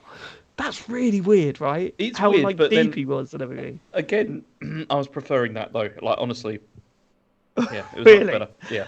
Right. Okay. How far did you get? Like, so I did the 2 mini bosses, and then I had to stop. I've done that, and then I got to the point. Did you get to the point where it says, "Okay, now this is an open world"? No, I haven't done that yet. See, I got to that point, and then it's like, okay, now you can like sort of run around, and you can start doing puzzles that are very simple puzzles that I've come across so far, and some of them are like speed challenges and stuff that you have to do as well, so like unlock parts of the map. And I've done how many? Like the classic in inverted commas levels. How many of those have you done? Well, just the opening one at the start, which I was like, oh god. I've done 3 of those, and they're like. I mean, it was funny because I was playing it, and then Asher was watching, and he was like, "Oh, this just looks just like Sonic Dash, like on the iPad." And it really does. It's basically the same thing where it's just that running into the screen and going left and right, from time to time. And so this is the feeling I got just from playing 45 minutes to an hour of it, right? The stuff in the real looking world. It feels fucking great, man. Like, I was playing that and I was like, oh no, I could play this for hours just doing this sort of stupid shit. Oh, look, there's a little thing there, bump on that, and I can fly up onto some rails and then go back down again. It does nothing. It offers me nothing. But for some reason, I could just play this for hours, just running around in big open fields. Yes, please. I'm up for that. And then I played the bit with where it was like the old school Sonic things, and I thought, they absolutely should not have put these in here. Like, they should not exist in this game. I was loving the colouring and everything in that. Like, it looked amazing. Like those levels, they look. Yeah, it does look good. Because I still find this tonally really jarring. Like, as I a game. love it. I love it. Weird though. I know. It's totally like, it's genuinely like, oh, guys, right? Listen, it's genuinely like they've played Elden Ring and said, imagine if Sonic was in this instead of this guy. But imagine, the music is all like really sad, it's like it's all like really sort of you say the color palette is really like bland. It's all weird. But that's what's really strange. It's like, imagine that we put Sonic in this, but we don't try and like combine the style at all, and we just like literally put a cartoon character in Elden Sonic Ring. Is a cartoon character in it. Everything's like ultra. I love the enemy design though in that area. And the little robot things, the big diamond sort of robot things. I just thought it's really eerie. It's really. They just look really basic and like really. Yeah, but that's part of it though, isn't it? Don't you think that fits in with the world? It doesn't fit in with Sonic though. Like, I mean, I know, but they're trying something different. What my biggest complaint so far is that they're trying something different and clearly didn't want to follow through with it. Yeah. Like, they clearly thought, well, we've got to have Sonic levels in it. Like, why? Every time, I would just love a massive open world where you're just doing that shit that you did in the first 45 minutes. I could play 10 hours of that easily. Like, I felt myself just zoning out and going, there are 3 posts around there. If I run around there holding the triangle button, then that activates and opens the gate. Let's go to the next bit. Fine, I'd be happy with that, because it's one of those things that where if you've got a massive open world, traversal's important, right? Like, that's part of the reason why I love playing the Spider-Man games so much. I just like going from A to B. I never fast travelled, just like swinging, right? Yeah, travel and that, it feels amazing. Yeah, well, I travel by it, and then you've got say Elden Ring. Like, what a massive improvement! Getting a horse straight away, like wherever you want, like makes to the whole experience is great. This, I'm thinking, just have an open world with shitloads of puzzles and things. When they try and make it a platformer, that's ridiculous because it just never feels right. How many times did you try and jump on a platform and just fall off a cliff? Well, that has happened to me multiple times in this as well. Yeah, it's like it doesn't feel like a good platformer. Stick to these weird puzzles with Sonic where he's darting around this massive map that I'm opening up. But I love that. You see, also when you go out into like the free world, like where you can go anywhere, they got all these like grinding rails as well, which I mean, that's the only other problem I've got with it at the moment is like technically, because I'm playing on this on PS5, and the amount of pop-up and sort of like just things suddenly appearing nuts, isn't it? Is crazy. Like it's and also when you go on the grind rails, you like start sort of going. It does all like the loops and all that sort of stuff to the point where you really have no idea where you're going or what's happened. It's really, I found that quite jarring. But as you said, the puzzle side of stuff, that's quite nice. You know, just like running around the level, doing a couple of puzzles or whatever, defeating a few like enemies.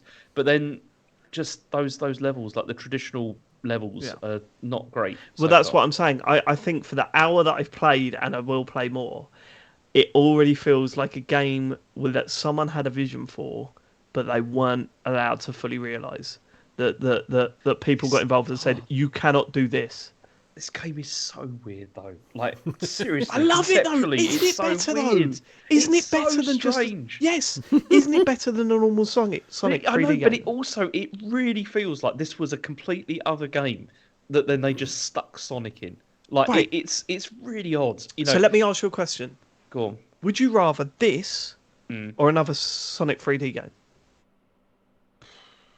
Well, don't even think about it, James, because you've told me all week about how you hated every single. Obviously, I'd rather obviously, I'd rather this. But so that's great, then, isn't it? Of course, it's great, but then it is also really tonally weird, like the whole thing. Good. Things can be tonally weird, right, and work. Things can be tonally weird and work.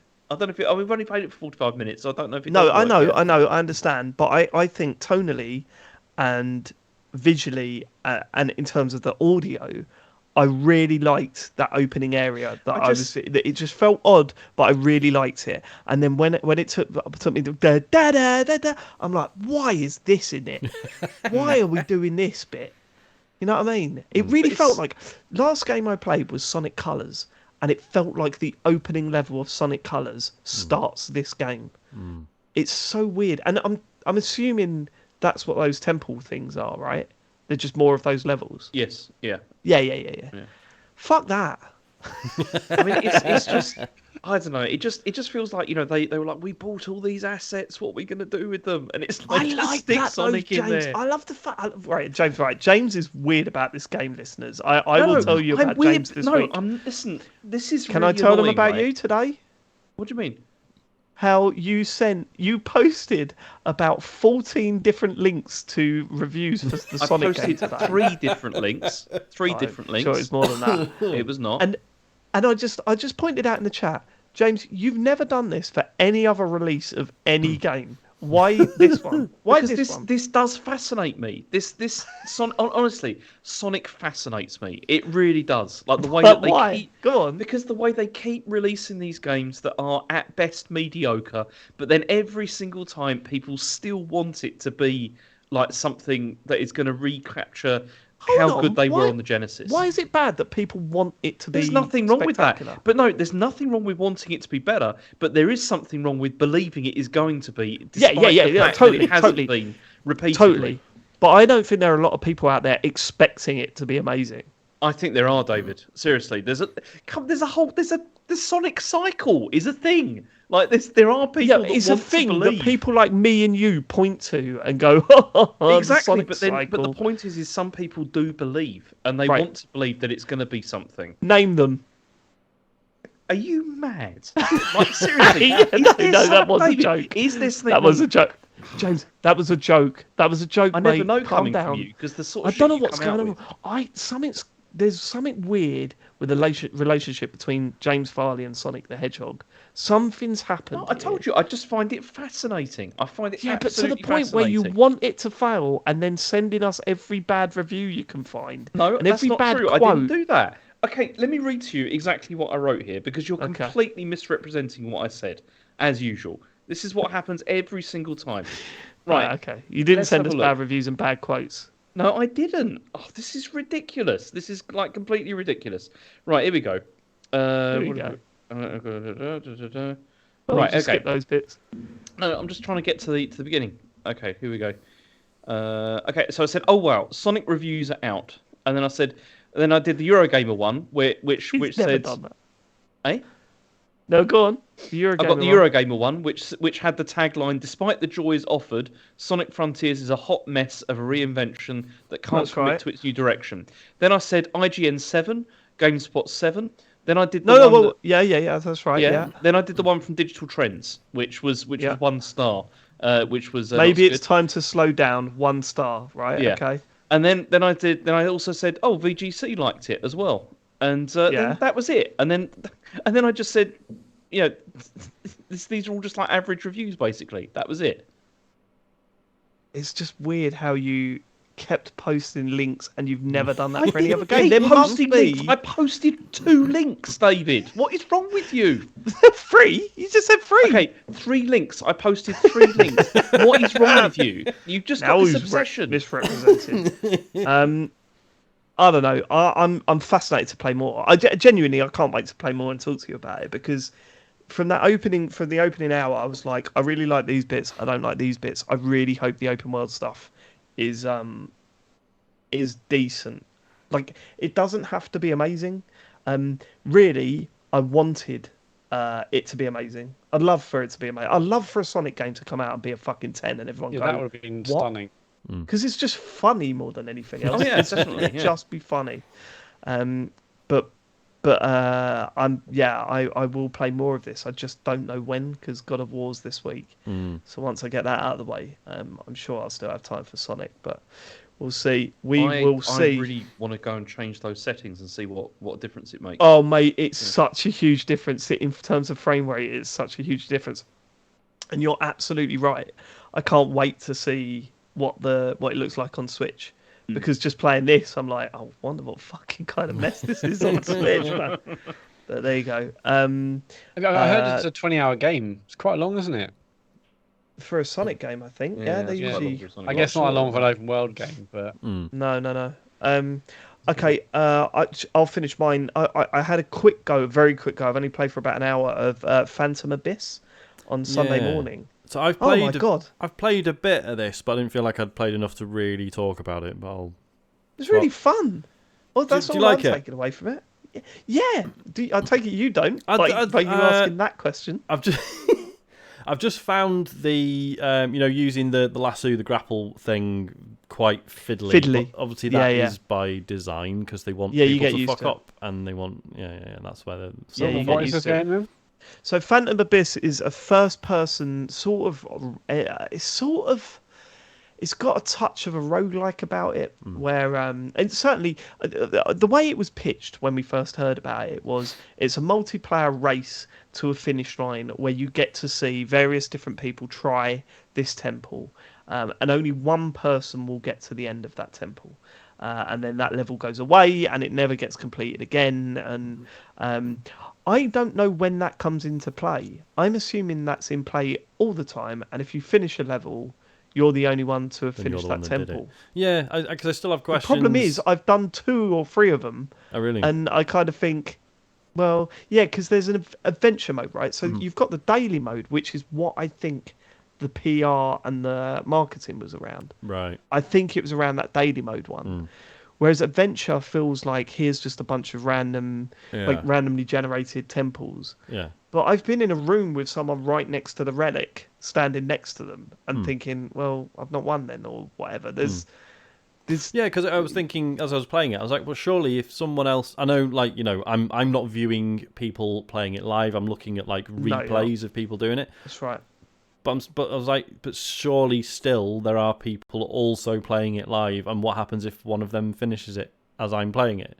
Do you know what I mean? Yeah, I think that's all nonsense. So I think that is a bit. I think that is all nonsense. But bollocks, so basically, it's a first-person game where you start off at the start of a temple, and the idea is that you're kind of free running. You're not fighting enemies. You're kind of free running through traps and all sorts. A little bit like I suppose Fall Guys, really.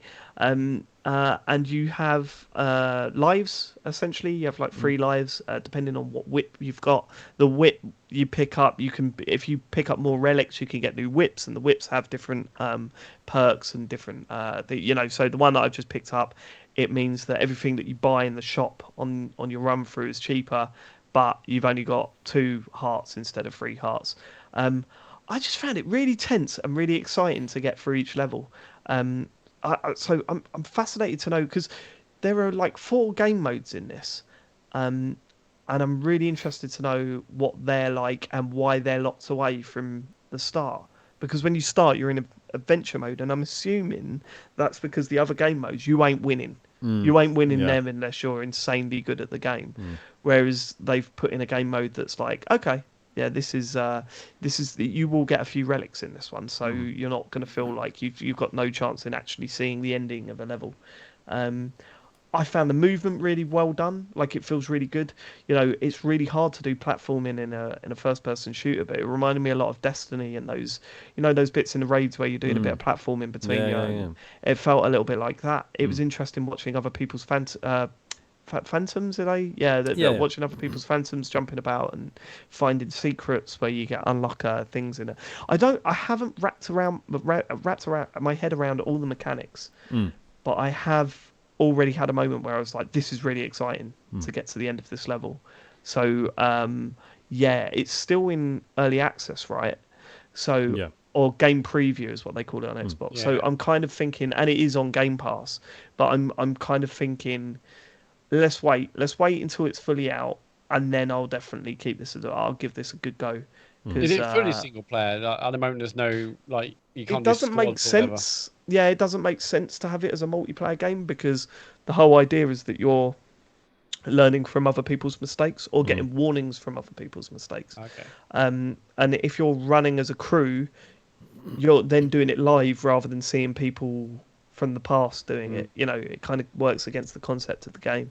How long would, from start to finish, how long would these things typically take? Like 10 minutes max. There's 3 floors to each level that I've played so far, and each floor can take 3 minutes. It's not long. But that's actually quite long. That's actually longer than I thought. Because if it's really tense but exciting, you try and do it against the clock for 10 minutes of tension. You're not really doing it against the clock. It doesn't feel like you're doing it against the clock either. It's kind of No, I don't. I didn't feel any need to rush in the adventure mode. I'm sure there is a reason. There's to a couple of bits where I've been like genuinely stuck, like trying to find the way out of a room. That's the biggest problem. Yeah. And also, it's definitely got a problem where the level design isn't well thought out enough to funnel you in the right direction.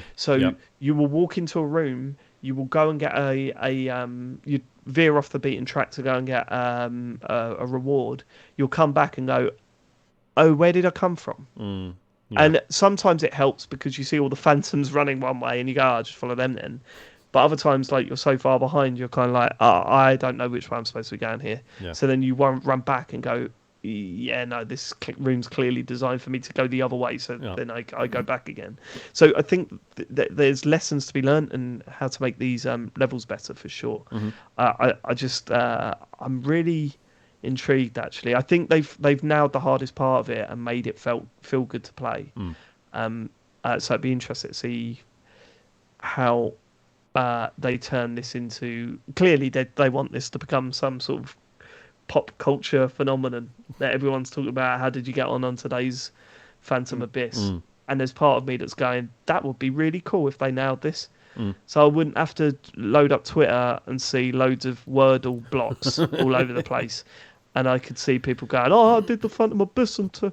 I got the relic on this one.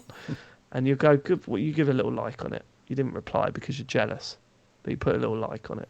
And then you leave Twitter because I think that content will bang on Mastodon. So get it That's done. why we got a Mastodon account yet, Matt? We're making the leap. Have we not? We have not. No. Was TCGS not available?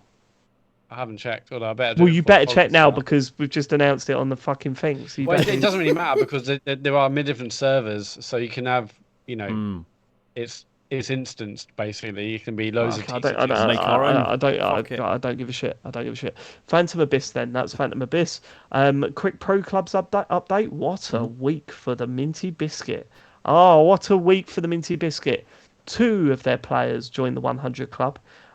Chrissy D up front and SBAB both getting their 100 club goals. It was quite tense actually, Sean. I'll be honest with you. Yeah, we were both on 98 at one point, 98 goals, trying to get our 100th goal and not pass into each other because we both selfishly wanted to be the first player to hit 100 goals for the club. But then eventually Chris got there first. SBAB got there shortly afterwards. But then SBAB did go on to score a bunch more goals. He's now currently the club's top goal scorer. Chris is fuming. And Matt Murray returned to the fold. Matt, how was it like coming back into the dressing room, hanging out with the lads again? Feels very different every time I'm away. Come back to the club, it feels different, new energy, which is exciting to be a part of. Was it good energy? Because it felt like it was bad energy when you came back. No, it was quite bad energy actually. Yeah. Everyone a little bit infighting. I mean, I say what a week for the Biscuit. I say what a week for the Biscuit. We really have not been playing well. We're in Division 7 again. And Matt, do you want to explain what happened when you got through 1-on-1 with a goal? What happened there? So there's a moment where I tackled the last defender. Actually, I got the ball ready to go. It's me and the goalie. I am not a striker, so I thought I'd blow it. So I thought I'd pass it to SBAB or someone who could score, and I ballsed the pass up, and it went off. Just dribbled off the edge of the pitch. Should have. Did you not see the video, Sean? I should have just shot and just missed the video. Instead I thought I'd pass it, and I missed the pass. I'm gonna send you the video, Sean, so you can watch it live, and just to hear your reaction. Is it this one? I think it's this one. Hold on. No, it's not that one. I will find it and I will send it to you, Sean, without doubt. Yeah, I should have been more selfish. I should have had more conviction, more belief. Well, here's what I don't get about you, Matt. Right? You said the other day that you want to be in and amongst the goals. But then when you're through 1-on-1 with a goalkeeper, you try and pass it. Yeah, because I didn't have any points in scoring. I was like, I'm going to blow it anyway. I might as well pass it to SBAB, who can score. But that went wrong too. So I think I've learned a lesson. Be more selfish, have a bit more belief, a bit more conviction. And even if you miss, at least you tried. Just hit play on that, Sean, while we chat, and then actually do a bit of commentary, like you're a commentator. No, that's not going to work. I'm okay, you don't have to do that. James, I'm surprised you keep saying that you're going to join Minty Biscuit, but you haven't. I'm scared to. I said I'm scared. Why? At this stage. We're all friends. It's mostly. Oh, here he goes. Oh, Matthew. It'd be good. Bad. Good to have you in. That's quite a bad shot, that, isn't it, Sean? Yeah. I haven't played since. Don't know. You haven't played since, no, you're absolutely right. But that's where the SBAB are. That's where the Minty Biscuit crew are at the moment. We're in Div 7. We will get. Well, we're going on international break now because God of War's coming out. So there's going to be no update for a while. But I'm sure I'll let you know when we're back. And that's all I've been playing this week. So let's move on to James. You finish up your lot. Yeah, I mean, I finished Modern Warfare 2, the campaign of that. I don't think I'm going to go back to it. I wouldn't bother. I mean, it was really not very good. I mean, it's not that long though, is it? How long is it? It's not very long, but I mean, there's a couple of interesting missions in there, but like the majority genuinely are stinkers. And, which ones did you like? That's a really good question. So all the stuff at the start, right? Where you're basically just doing... yes, yeah. It's like the sniper mission's kind of bullshit, but at least it's semi interesting to play. But then also, I mean, later on, there's that one we've talked about before, where you're like having to jump from vehicle to vehicle, which is awful, terrible game, which just goes on for ages and is really boring and not very interesting. And see, that's the main thing with this. There's one mission that I did really enjoy, where you have to control another character using like CCTV cameras. So you're like directing where they go and all that kind of thing. Yeah, that was kind of interesting. Like that was quite good. But then again, that's been done before, though, right? We've seen that before. But it was still fine. But then the worst thing about it is that there's I think twice where they have these like stealth missions Oh which, God, and which they are go really on irritating. forever. They go on forever, but then the ending of this game, I mean, I'm not going to explain how it's done, but there's this, like, the ending of the game has a stealth mission, which also is under time constraint as well. Oh, fuck off. I'm not up for that at all. It's under Never a time constraints, and also you have to do crafting at the same time. So I was pretty angry at this point, and it was also there was a card game in the middle of it. And it's procedurally generated. Just to be clear, this is forced stealth, yeah? Yeah, absolutely, 100% it is. Yeah, this is not you can just get out of it by just going loud or whatever. Like you have to do it. You've got because you haven't got any fucking weapons. You can't do anything. It's really I don't know. It was very disappointing. It was. I can't. Here's the problem. We constantly say with Call of Duty campaigns, mix it up. Try something new, and they've done that, and we've gone. It's fucking shit. Not like that. But I don't think they haven't done anything new. Because one of the things that the older versions of the game, you could always say for them is they did have like those massive like bombastic missions and stuff like that. Loads of things going on. This doesn't even really have that. Like at any point, it's small scale but boring, and that's the thing. I just it's weird, isn't it? It feels like Vanguard and what was the one before that? World War II. Yeah, they were better, honestly. Or Cold War. Yeah, I think they were better campaigns. Yeah, Cold War was certainly better. I mean, that had that great mission where you were in in that building and you had to sort of like go around and like kind of role play a bit and stuff. The Russian. That was building, fun. Yeah. Look. I mean, not many people play single player. If you're one of these people like me, really, that's like, I'll play the single player every year. Maybe give this one a miss, but the multiplayer is good. It's really good. I'm really enjoying it. Yeah, I played a bit of that and I enjoyed it. It was really good fun. We played private matches last night and oh my God, just loads of fun. Absolutely brilliant. Like just running around. Not everyone was a 13-year-old with lightning fast reflexes. It unlocks all the perks and stuff for you straight away when you're in private matches. Oh, nice. So you could do you can do all the decoys and various different lethal weapons and all that sort of stuff. It was really good fun that just playing that for an hour and a half. I need to look into because I know it's got cross play, right? Which does work. Yeah, and I've got the PC version, but can I tick a box so that I don't have to play with any mouse and keyboard people? Xbox players can't do that, so really? I don't think. Yeah, it's ridiculous. It's absolutely ridiculous. I played a game with keyboard and mouse player the other day, and it was like, what's the point? Well done, you. If anyone knows a way of turning that off, please let me know because I can't fucking find it. It's ridiculous. Apparently, if you play on PS5, you can turn off crossplay, and obviously that just leaves you with the controllers. But apparently, that doesn't work for Xbox. So cool. Brilliant. Okay. Yeah, I don't want to play with fucking mouse and keyboard people. They're better than me. Yeah. I assume, I don't have a go at mouse and keyboard. They're better than me. Okay? Yeah. Is that what you want to hear? They're a lot better. Play against them. Can do whatever they like. I just don't want to be in the same room as them. No, nowhere near them. You say that a lot there, Sean. But yeah, no, I'm enjoying it too, actually, the multiplayer. That was good. Yeah, we got to do some more.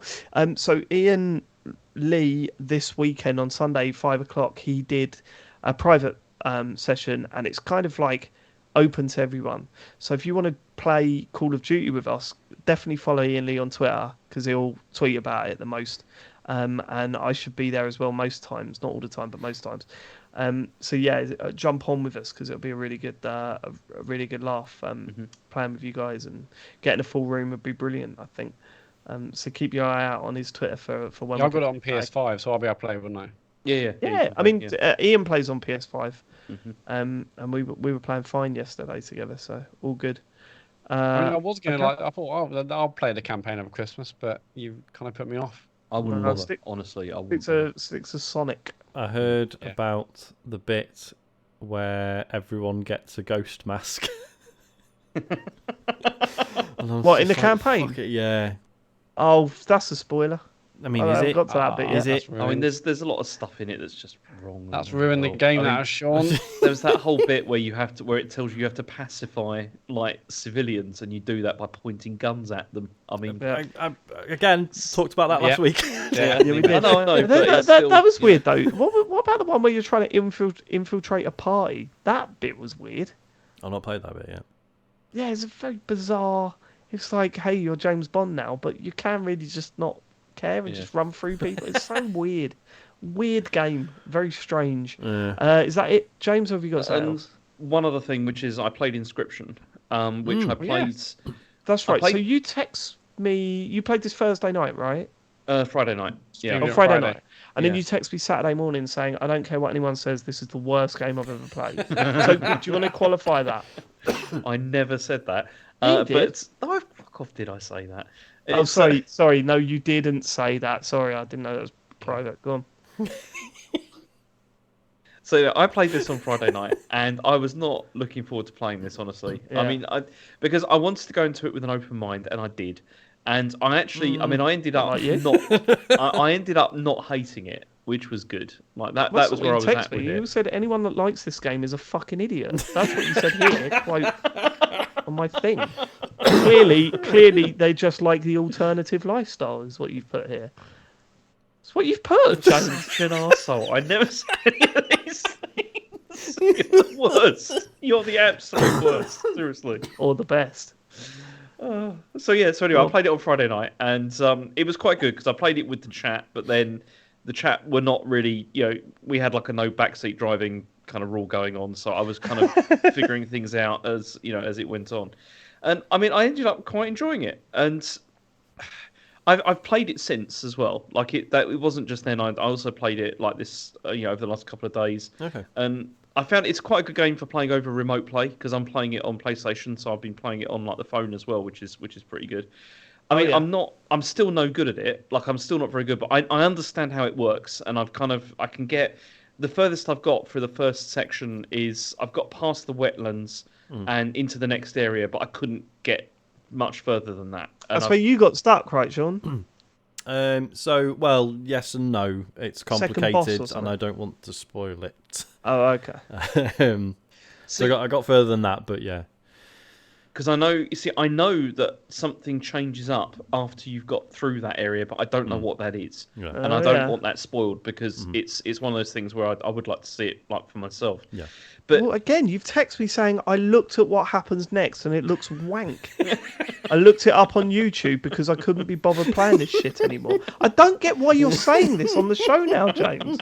And you're texting me this on Saturday. Oh, stop being such an arsehole. It's just... But I'm just saying, I like truth. Do you like truth? Because I don't know what I want to be true. I sort of... Yeah. I want James to have this actually good experience with the game, but also it would be very funny if all the stuff he said to Dave is apparently... I want to be so good. Yeah. I want to be so good that James is actually genuinely gutted he didn't choose it for Game of the Year last year. Yeah, that's how good I want it to be. Not just a little bit good, but that. Well, according to the text I'm getting, that's not going to happen. But okay. Anyway, so what I wanted to say with this is, So Sean, you've played further than I have done. Matt, you've also played a bit further. Mm-hmm. Do you have any tips for this? Like, because I also sometimes feel like it's completely hopelessly stacked against me. Like Neither of them. Both of them quit because they struggled with it, didn't they? Well, I just didn't bother going back. Yeah. So in that first chapter, sitting there going, "Why are you not asking me?" God.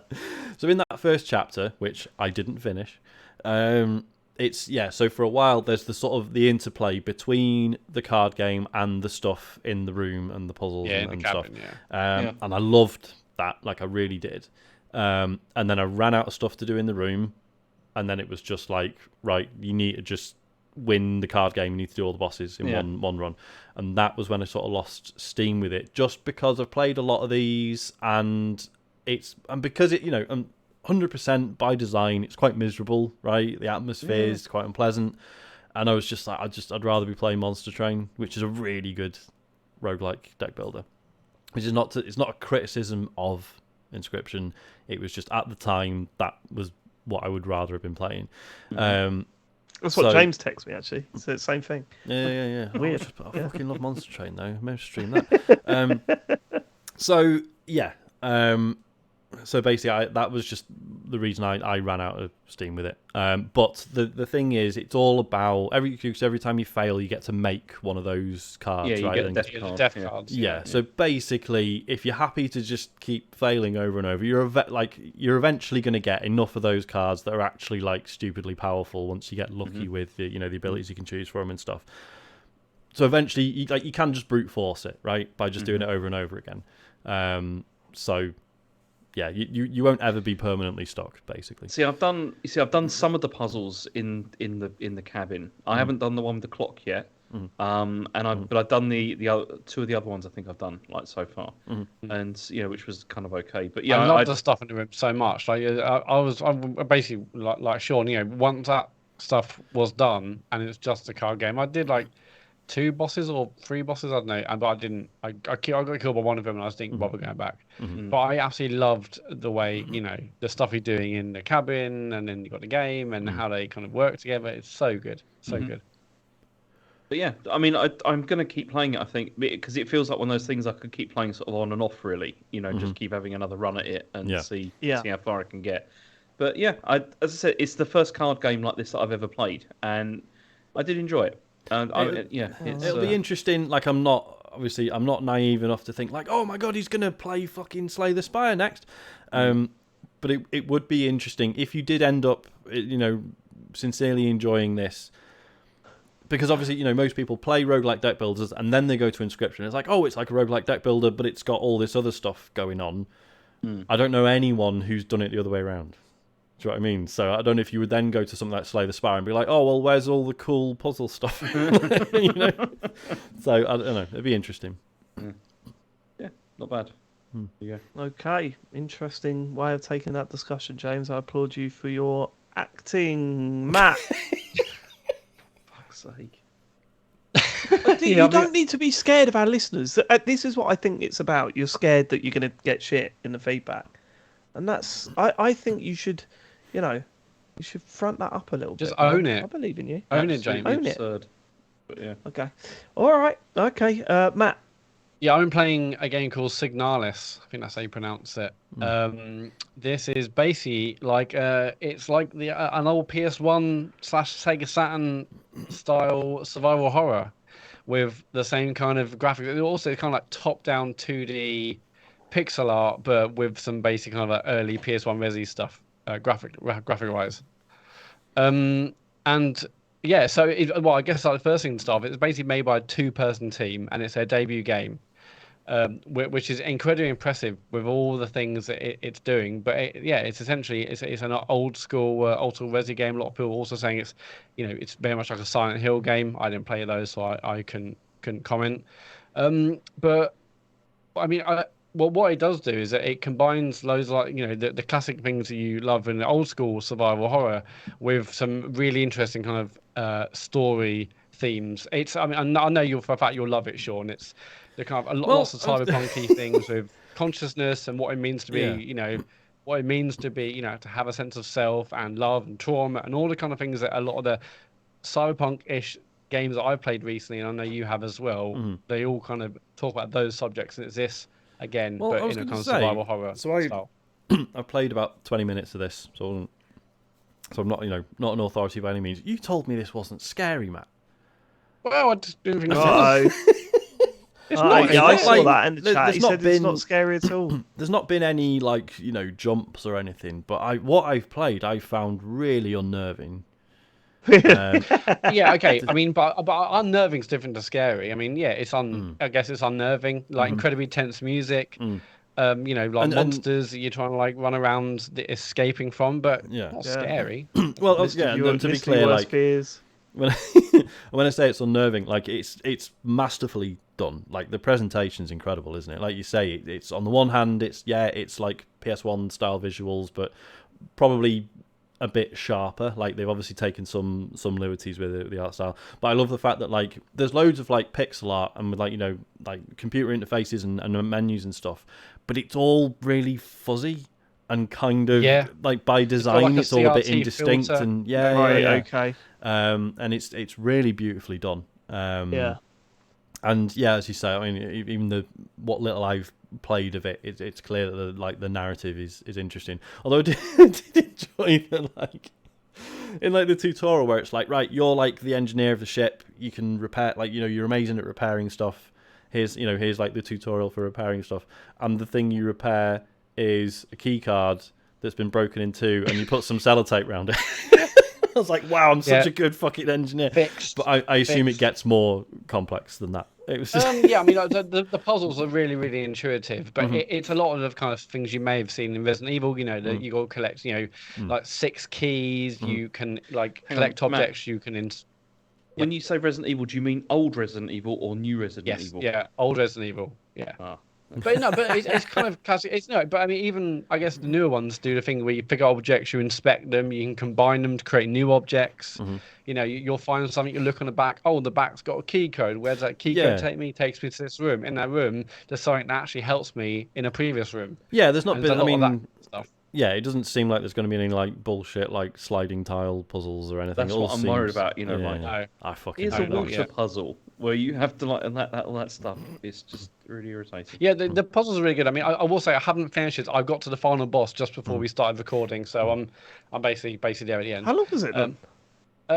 It's like a 10 to 12 hour game. I think I'm like 13 hours. Right, okay. Yeah. But the puzzles are really intuitive. I mean, there's been bits where I'm like, oh, I'm really stuck here.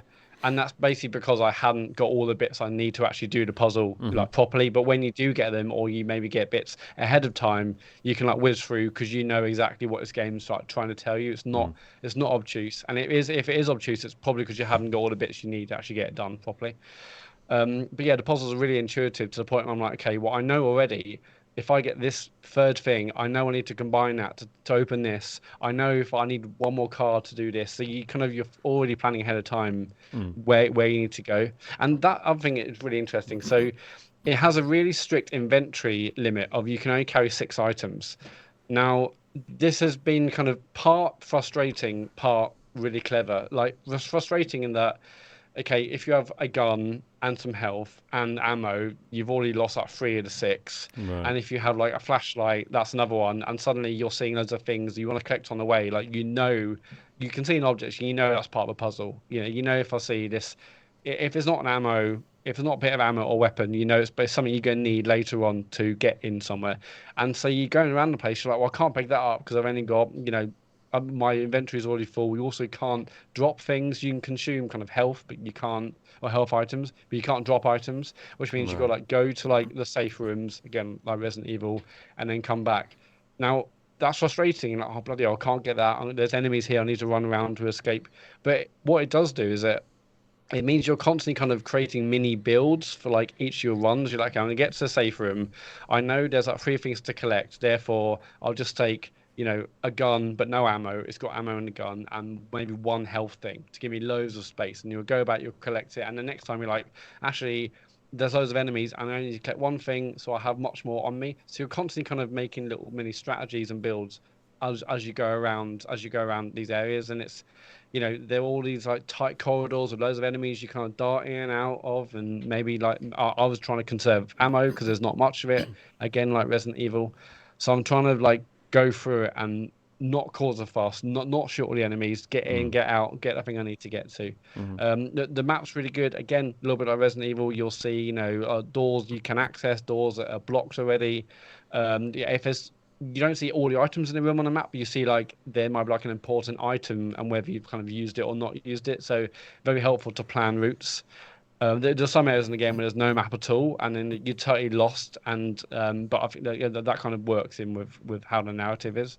But yeah, I think it's excellent. I mean, the story, I couldn't actually tell exactly what's happening in the story because the whole thing kind of feels like a bit of a woozy dream. And so it's very fever dreamish, isn't it? Very fever dreamish. But I've really enjoyed being carried along with it, and it's one of the games where I know I'm going to be Googling, things. Once I finish, I can maybe get a bit more of a grasp on it.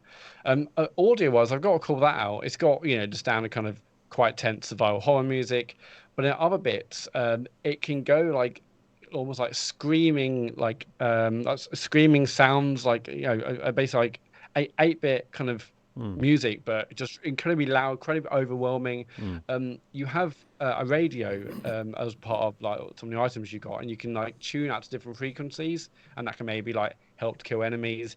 It can maybe like play audio to help with a puzzle. It does all sorts of stuff. But there are certain enemies where you tune to certain frequencies to kill them. But then like the whole screen is just like filled with artifacting and incredibly like tense, like screaming industrial music, and it's really like overwhelming at points. But Jesus. I think it works incredibly well. So if you're maybe a fan of old school survival horror, or maybe you miss how they used to be compared to maybe what Resident Evil and stuff is like these days, I'd absolutely recommend Signalis.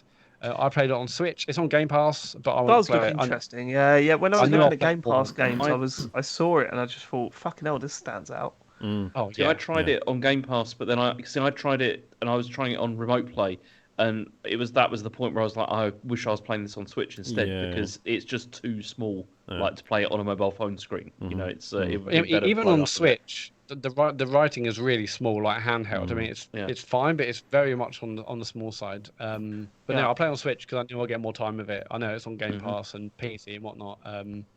But yeah, I would absolutely recommend it, and I'm excited to finish it. Excited to kind of learn more about the story and the kind of other themes that I probably missed during my playthrough. But yeah, really, really good. I hope you play a bit more. Okay, what was the name of that game again? Signalis. Played that. No, made by 2 people. It's crazy. Let's play. Do we know them? We don't. But 2 people, debut game. And it's Brian and Sam. I thought it was them. All right. Okay. Let's get to questions, Sean. If you want to send us a question, go to tcgs.co/dear TCGS. Virtua Boy has done that. He says, I like when a console has a unique controller or input method. It's a little sad to me that the industry has collectively settled on essentially the same controller, 2 sticks, a D-pad, 4 triggers, and 4 other buttons. I'd like someone to adopt the spinner or maybe a trackball again. Do you think we'll see a new and unique controller from one of the big 3 companies anytime soon? Do you want that? Question mark. I mean, the only company that's likely to do that is Nintendo, and the other 2 are absolutely not going to do that. I mean, the stuff that's the cool stuff about the PS5, right? Their controller does feel different, but I suppose it's not standard. It's still a standard. It's still a standard controller. I think Nintendo go nuts. And Nintendo, go on, sorry. I said like Steam tried to do something different with the Steam controller, and there's no sticks. There was like concave, convex, whatever, like touchpads, and then through various iterations, it basically turned out as like it wasn't as kind of outlandish and out there as the first initial prototypes, and it went to kind of pretty much a standard controller with some nice touch panels. So although Steam might have tried it at first, after user testing, they're like, actually just make it a bit more normal. Yeah, I know, but that's a little bit different. I think they were trying to solve a problem. How do you put more PC games on a controller, and that's where that stemmed from. But then, I think it is interesting. Was too expensive, and but it is interesting, like Matt says, that the solution has turned out to be like, just make them trackpads. but then I think that's a lot of the reason those trackpads work as well as they do is the haptics. That's what really sells it. A quick update on that: I have sent my Steam Deck off now. To the repair shop because it stopped doing the clicky thing for a couple of weeks, and then the other day it came back, and I was just like, right. So what was the what's the turnaround time on that?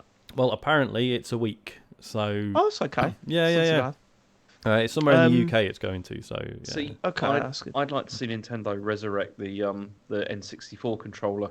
Really, and that kind of shape. No. But mate, maybe they'll make it like a star, so there's actually more prongs. Yes, more stuff you can't use and they expect people to hold the same controller. That's what I want to see. Exactly. Yeah, there's all sorts. Yeah, there's like I'm surprised. Yeah, it's just a wheel. There's like a button in the middle. Wheel. Yeah, and it's like a bop it. Everyone's standing around like grab a prong, grab a prong. Bop it.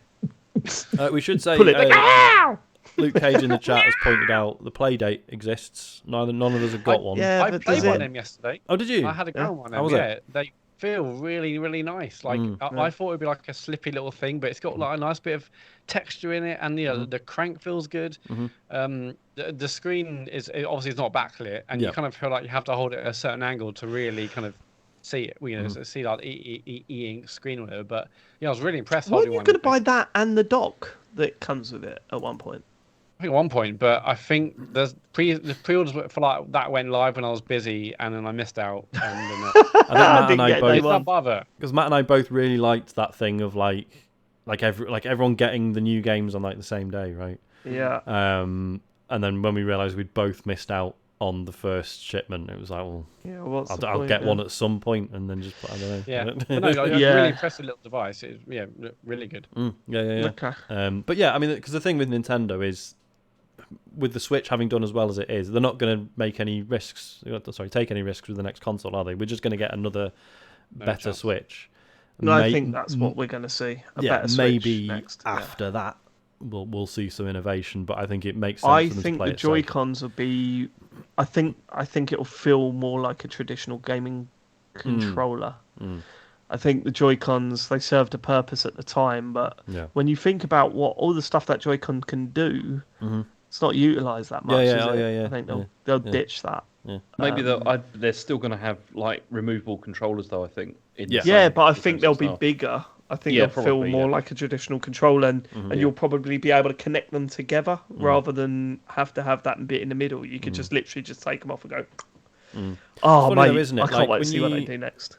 But then it's interesting because when you look at the Joy-Cons, you sort of think, well, is that not like the perfect halfway house in that it's got all the buttons of a normal controller, but it's got the cool vibration stuff, it's got motion sensing, it's got I suppose that stuff's all fairly common now, but the IR sensor, but as you say, all criminally underused.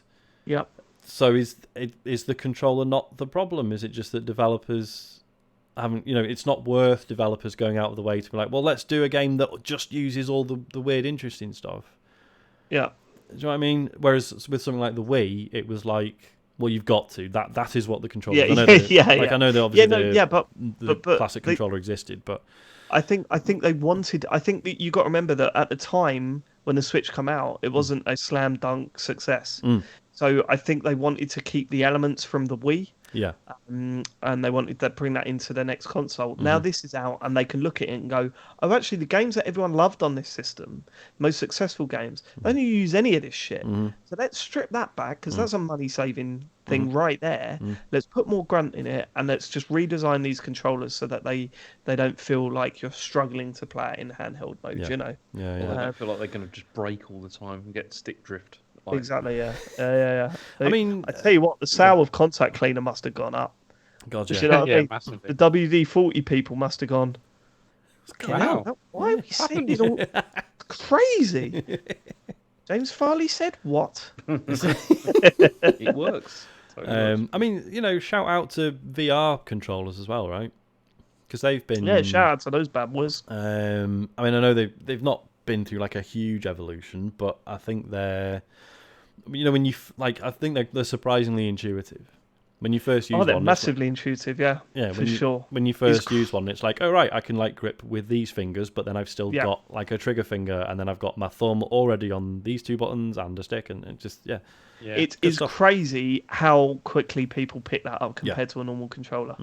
When they're in there and you hand them those controllers and they don't game. And you're just like, press the button by your finger, and they just do it. It's nuts how intuitive that stuff is. But and I guess it helps, right? Because obviously that controller has to be designed assuming that you can't see it. So yes, because with a traditional controller, when you like press the X button, they're like, well, hang on, they're looking down, right? Which one's that? Can't do that with a VR controller.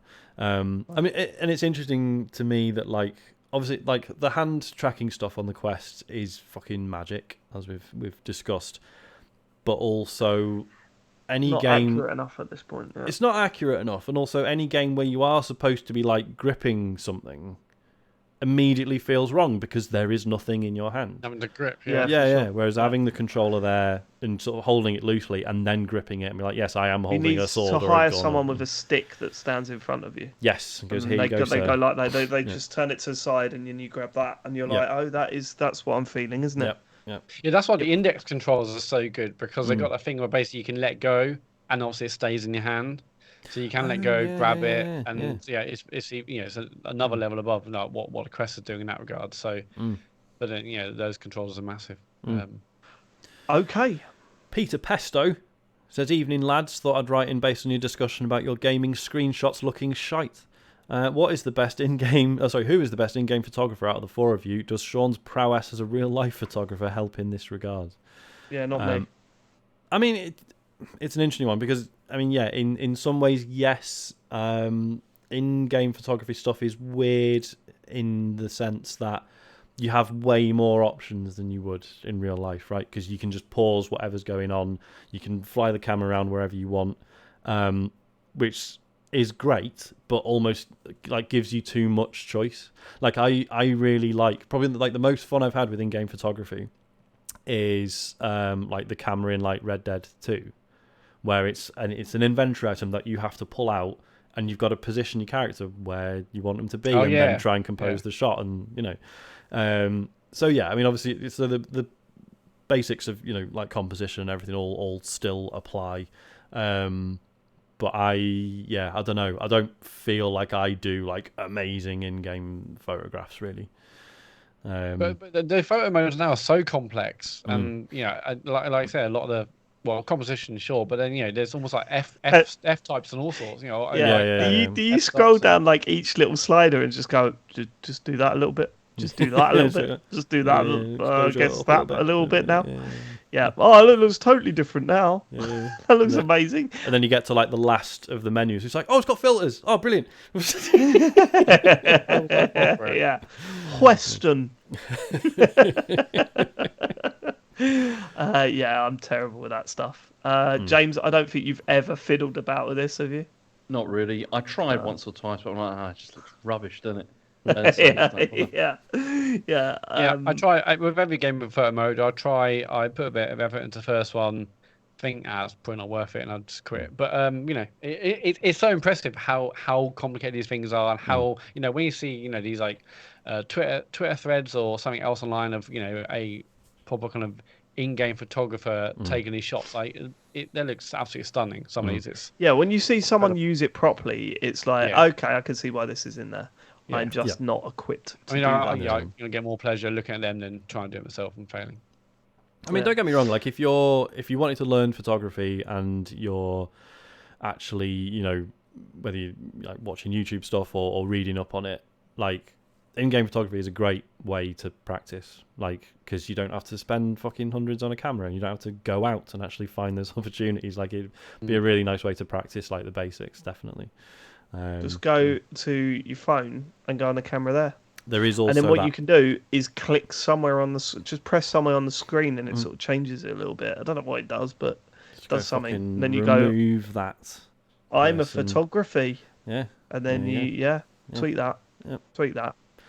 Next. Ben/Scientologist is not a real Scientologist. Says, let me be the first to say happy birthday to James and David. He said this 3 times today, and each time he was not the first to say it. I mean, the first time you're not the first to say it. The second and third time you're not the first to say it, are you?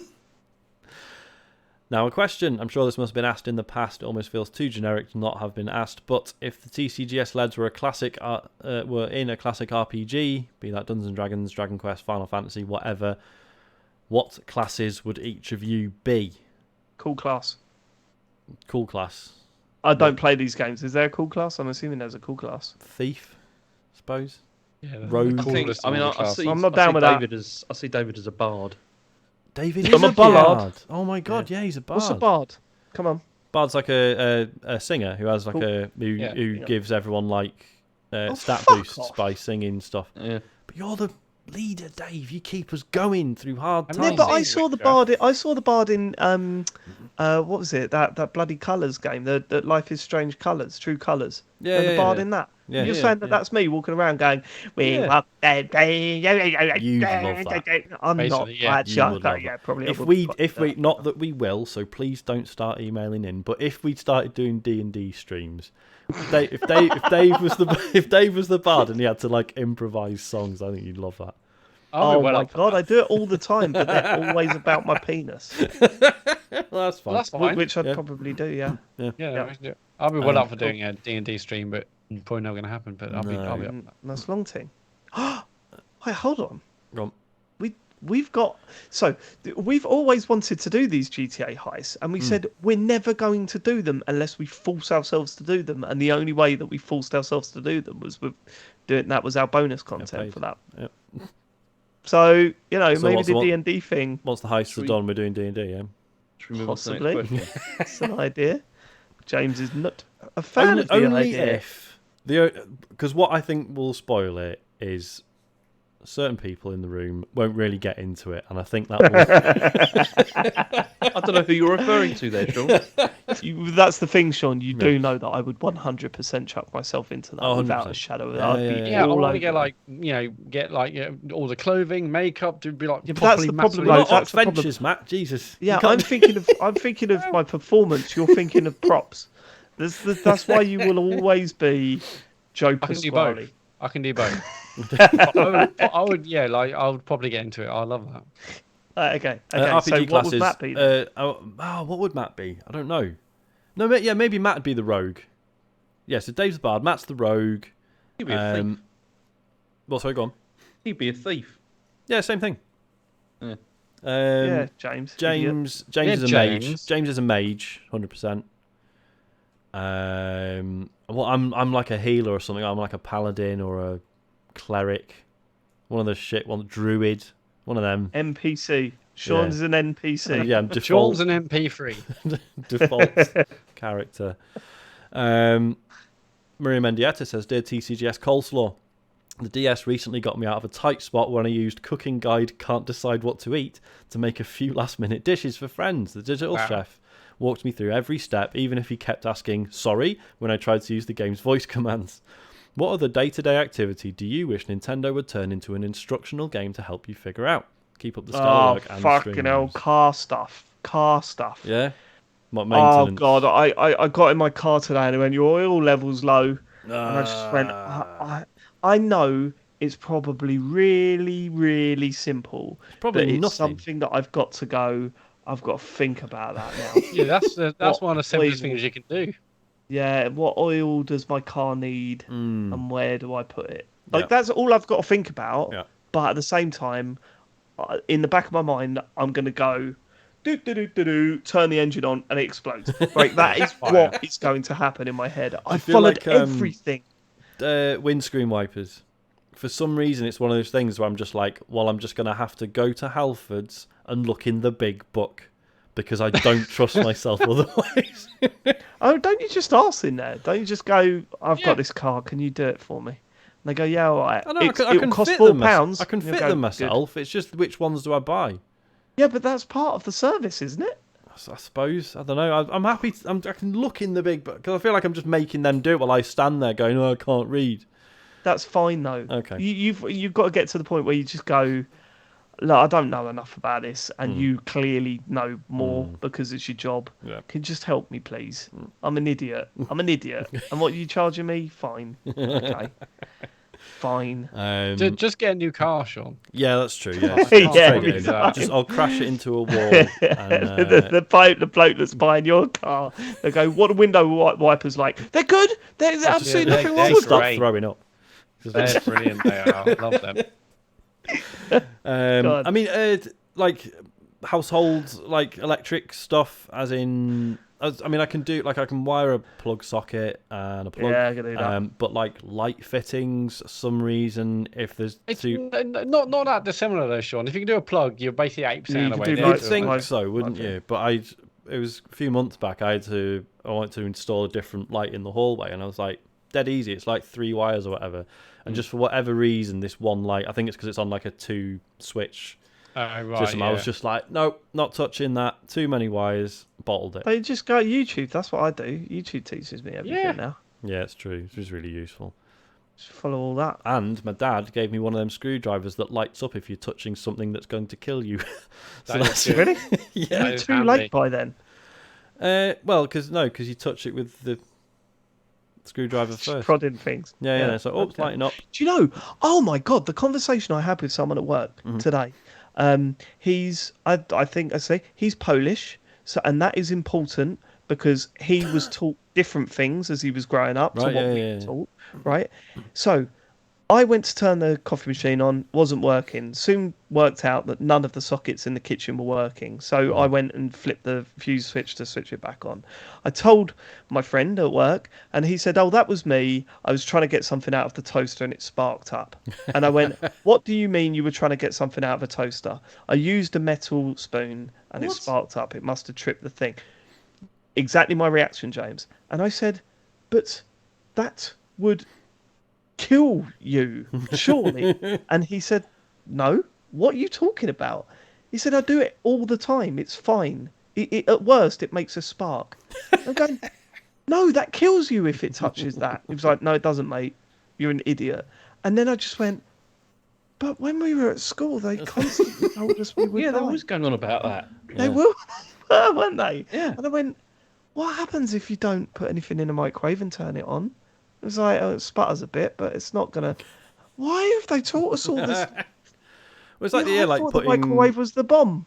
Yeah, I thought like putting metal in a microwave will fucking blow up your house. Oh, he was like, I've got a microwave where you can put metal in it. I was like, what is going on? What is your relationship They with used to go on like that was going to be like a nuclear reaction. Yeah. Was going to happen. I know, right? I should say, my mum's like, don't look at the microwave when it's cooking. Like, well, why? Because Sorry, what? Well, as in, like, don't stand right in front of the microwave when it's doing its thing, because the radioactive waves might come and get you. And kill your brain. I should say, public service announcement, Antaria_CM in the chat says those screwdrivers are terrible and can actually mess up. So most electricians throw them out if they get them in a toolkit. I remember when I was an apprentice, my mentor got mine out and smashed it with a hammer. Can I also say very, very clearly, I still believe that you will die if you touch that toaster with something metal. Yep. So please don't think this is me saying, "Oh, it's actually fine." I just don't do it. I'm sure it can't be good for you. I mean, no, it's simply unnecessary, isn't it? It was his reaction to me thinking it was like a really big deal. Like he was just like, "What are you talking about?" Does he like sit in the bath and like with the radio and like just drop it in the bath and stuff like that? and it's fine. It's a bit of a difference, isn't it? That weirded me out this week. How did we get here? Are we done? Things we wish the DS could walk us through. Yeah. Love making. God. Okay, getting toast out of a toaster. There you go. How to get toast out of a toaster. That's a good one. Yeah. Are we done? Yeah, we're done. I think we're done. Matt, socials. Yeah, stream Thursday, Sean? Probably not Thursday, but I keep threatening to do it and I keep putting it off. I'm going to build some Lego late at night. It's going to be Bell's bedtime build. We're going to do it. We're doing it. We're doing it. I like that a lot. We're doing it 100%. So that's just sometime later in the week, is it? Yeah, I'm not. I should actually specify a night, shouldn't I? Because this is why I keep not doing it.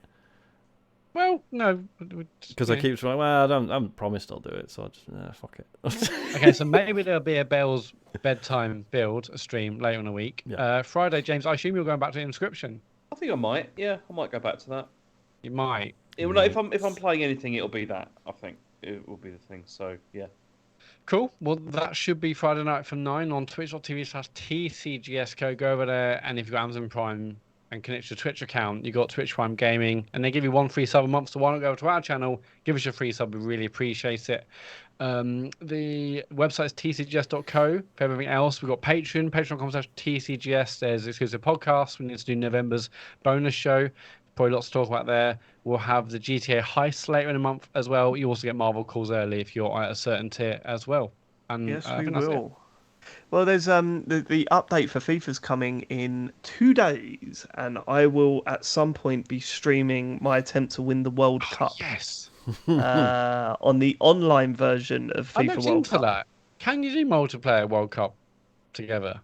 I don't know the ins and outs of it, single player. What they seem to have announced is that you can do basically seasons, but the World Cup, which is what the old World Cup games used to do. So you would play 3 group stages. You need a certain amount of points to qualify. Then you play the round of 16, whatever it's called, and then the quarterfinals, semi-finals, and finals. And it is the most frustrating experience of all time. So I'm quite looking forward to doing that on stream, because it's going to do my nutting. Right, are we done? Yeah. We're done. Thank you so much for living it. We will catch you next week for more game chit chat. Goodbye, everybody. We love you. Bye-bye. Tell your friends about us. Yeah, God of War special next week. Don't miss it. When's that? Is that Friday that's out? No, it's out. That's out 9th as well, I think. Yeah, Wednesday. Oh, shit. Fucking hell. Right. I'm going to play that over the weekend. So, There's no way James is going to stream Inscryption on Friday. No way. All right. Cheers, everyone. Bye. Bye-bye.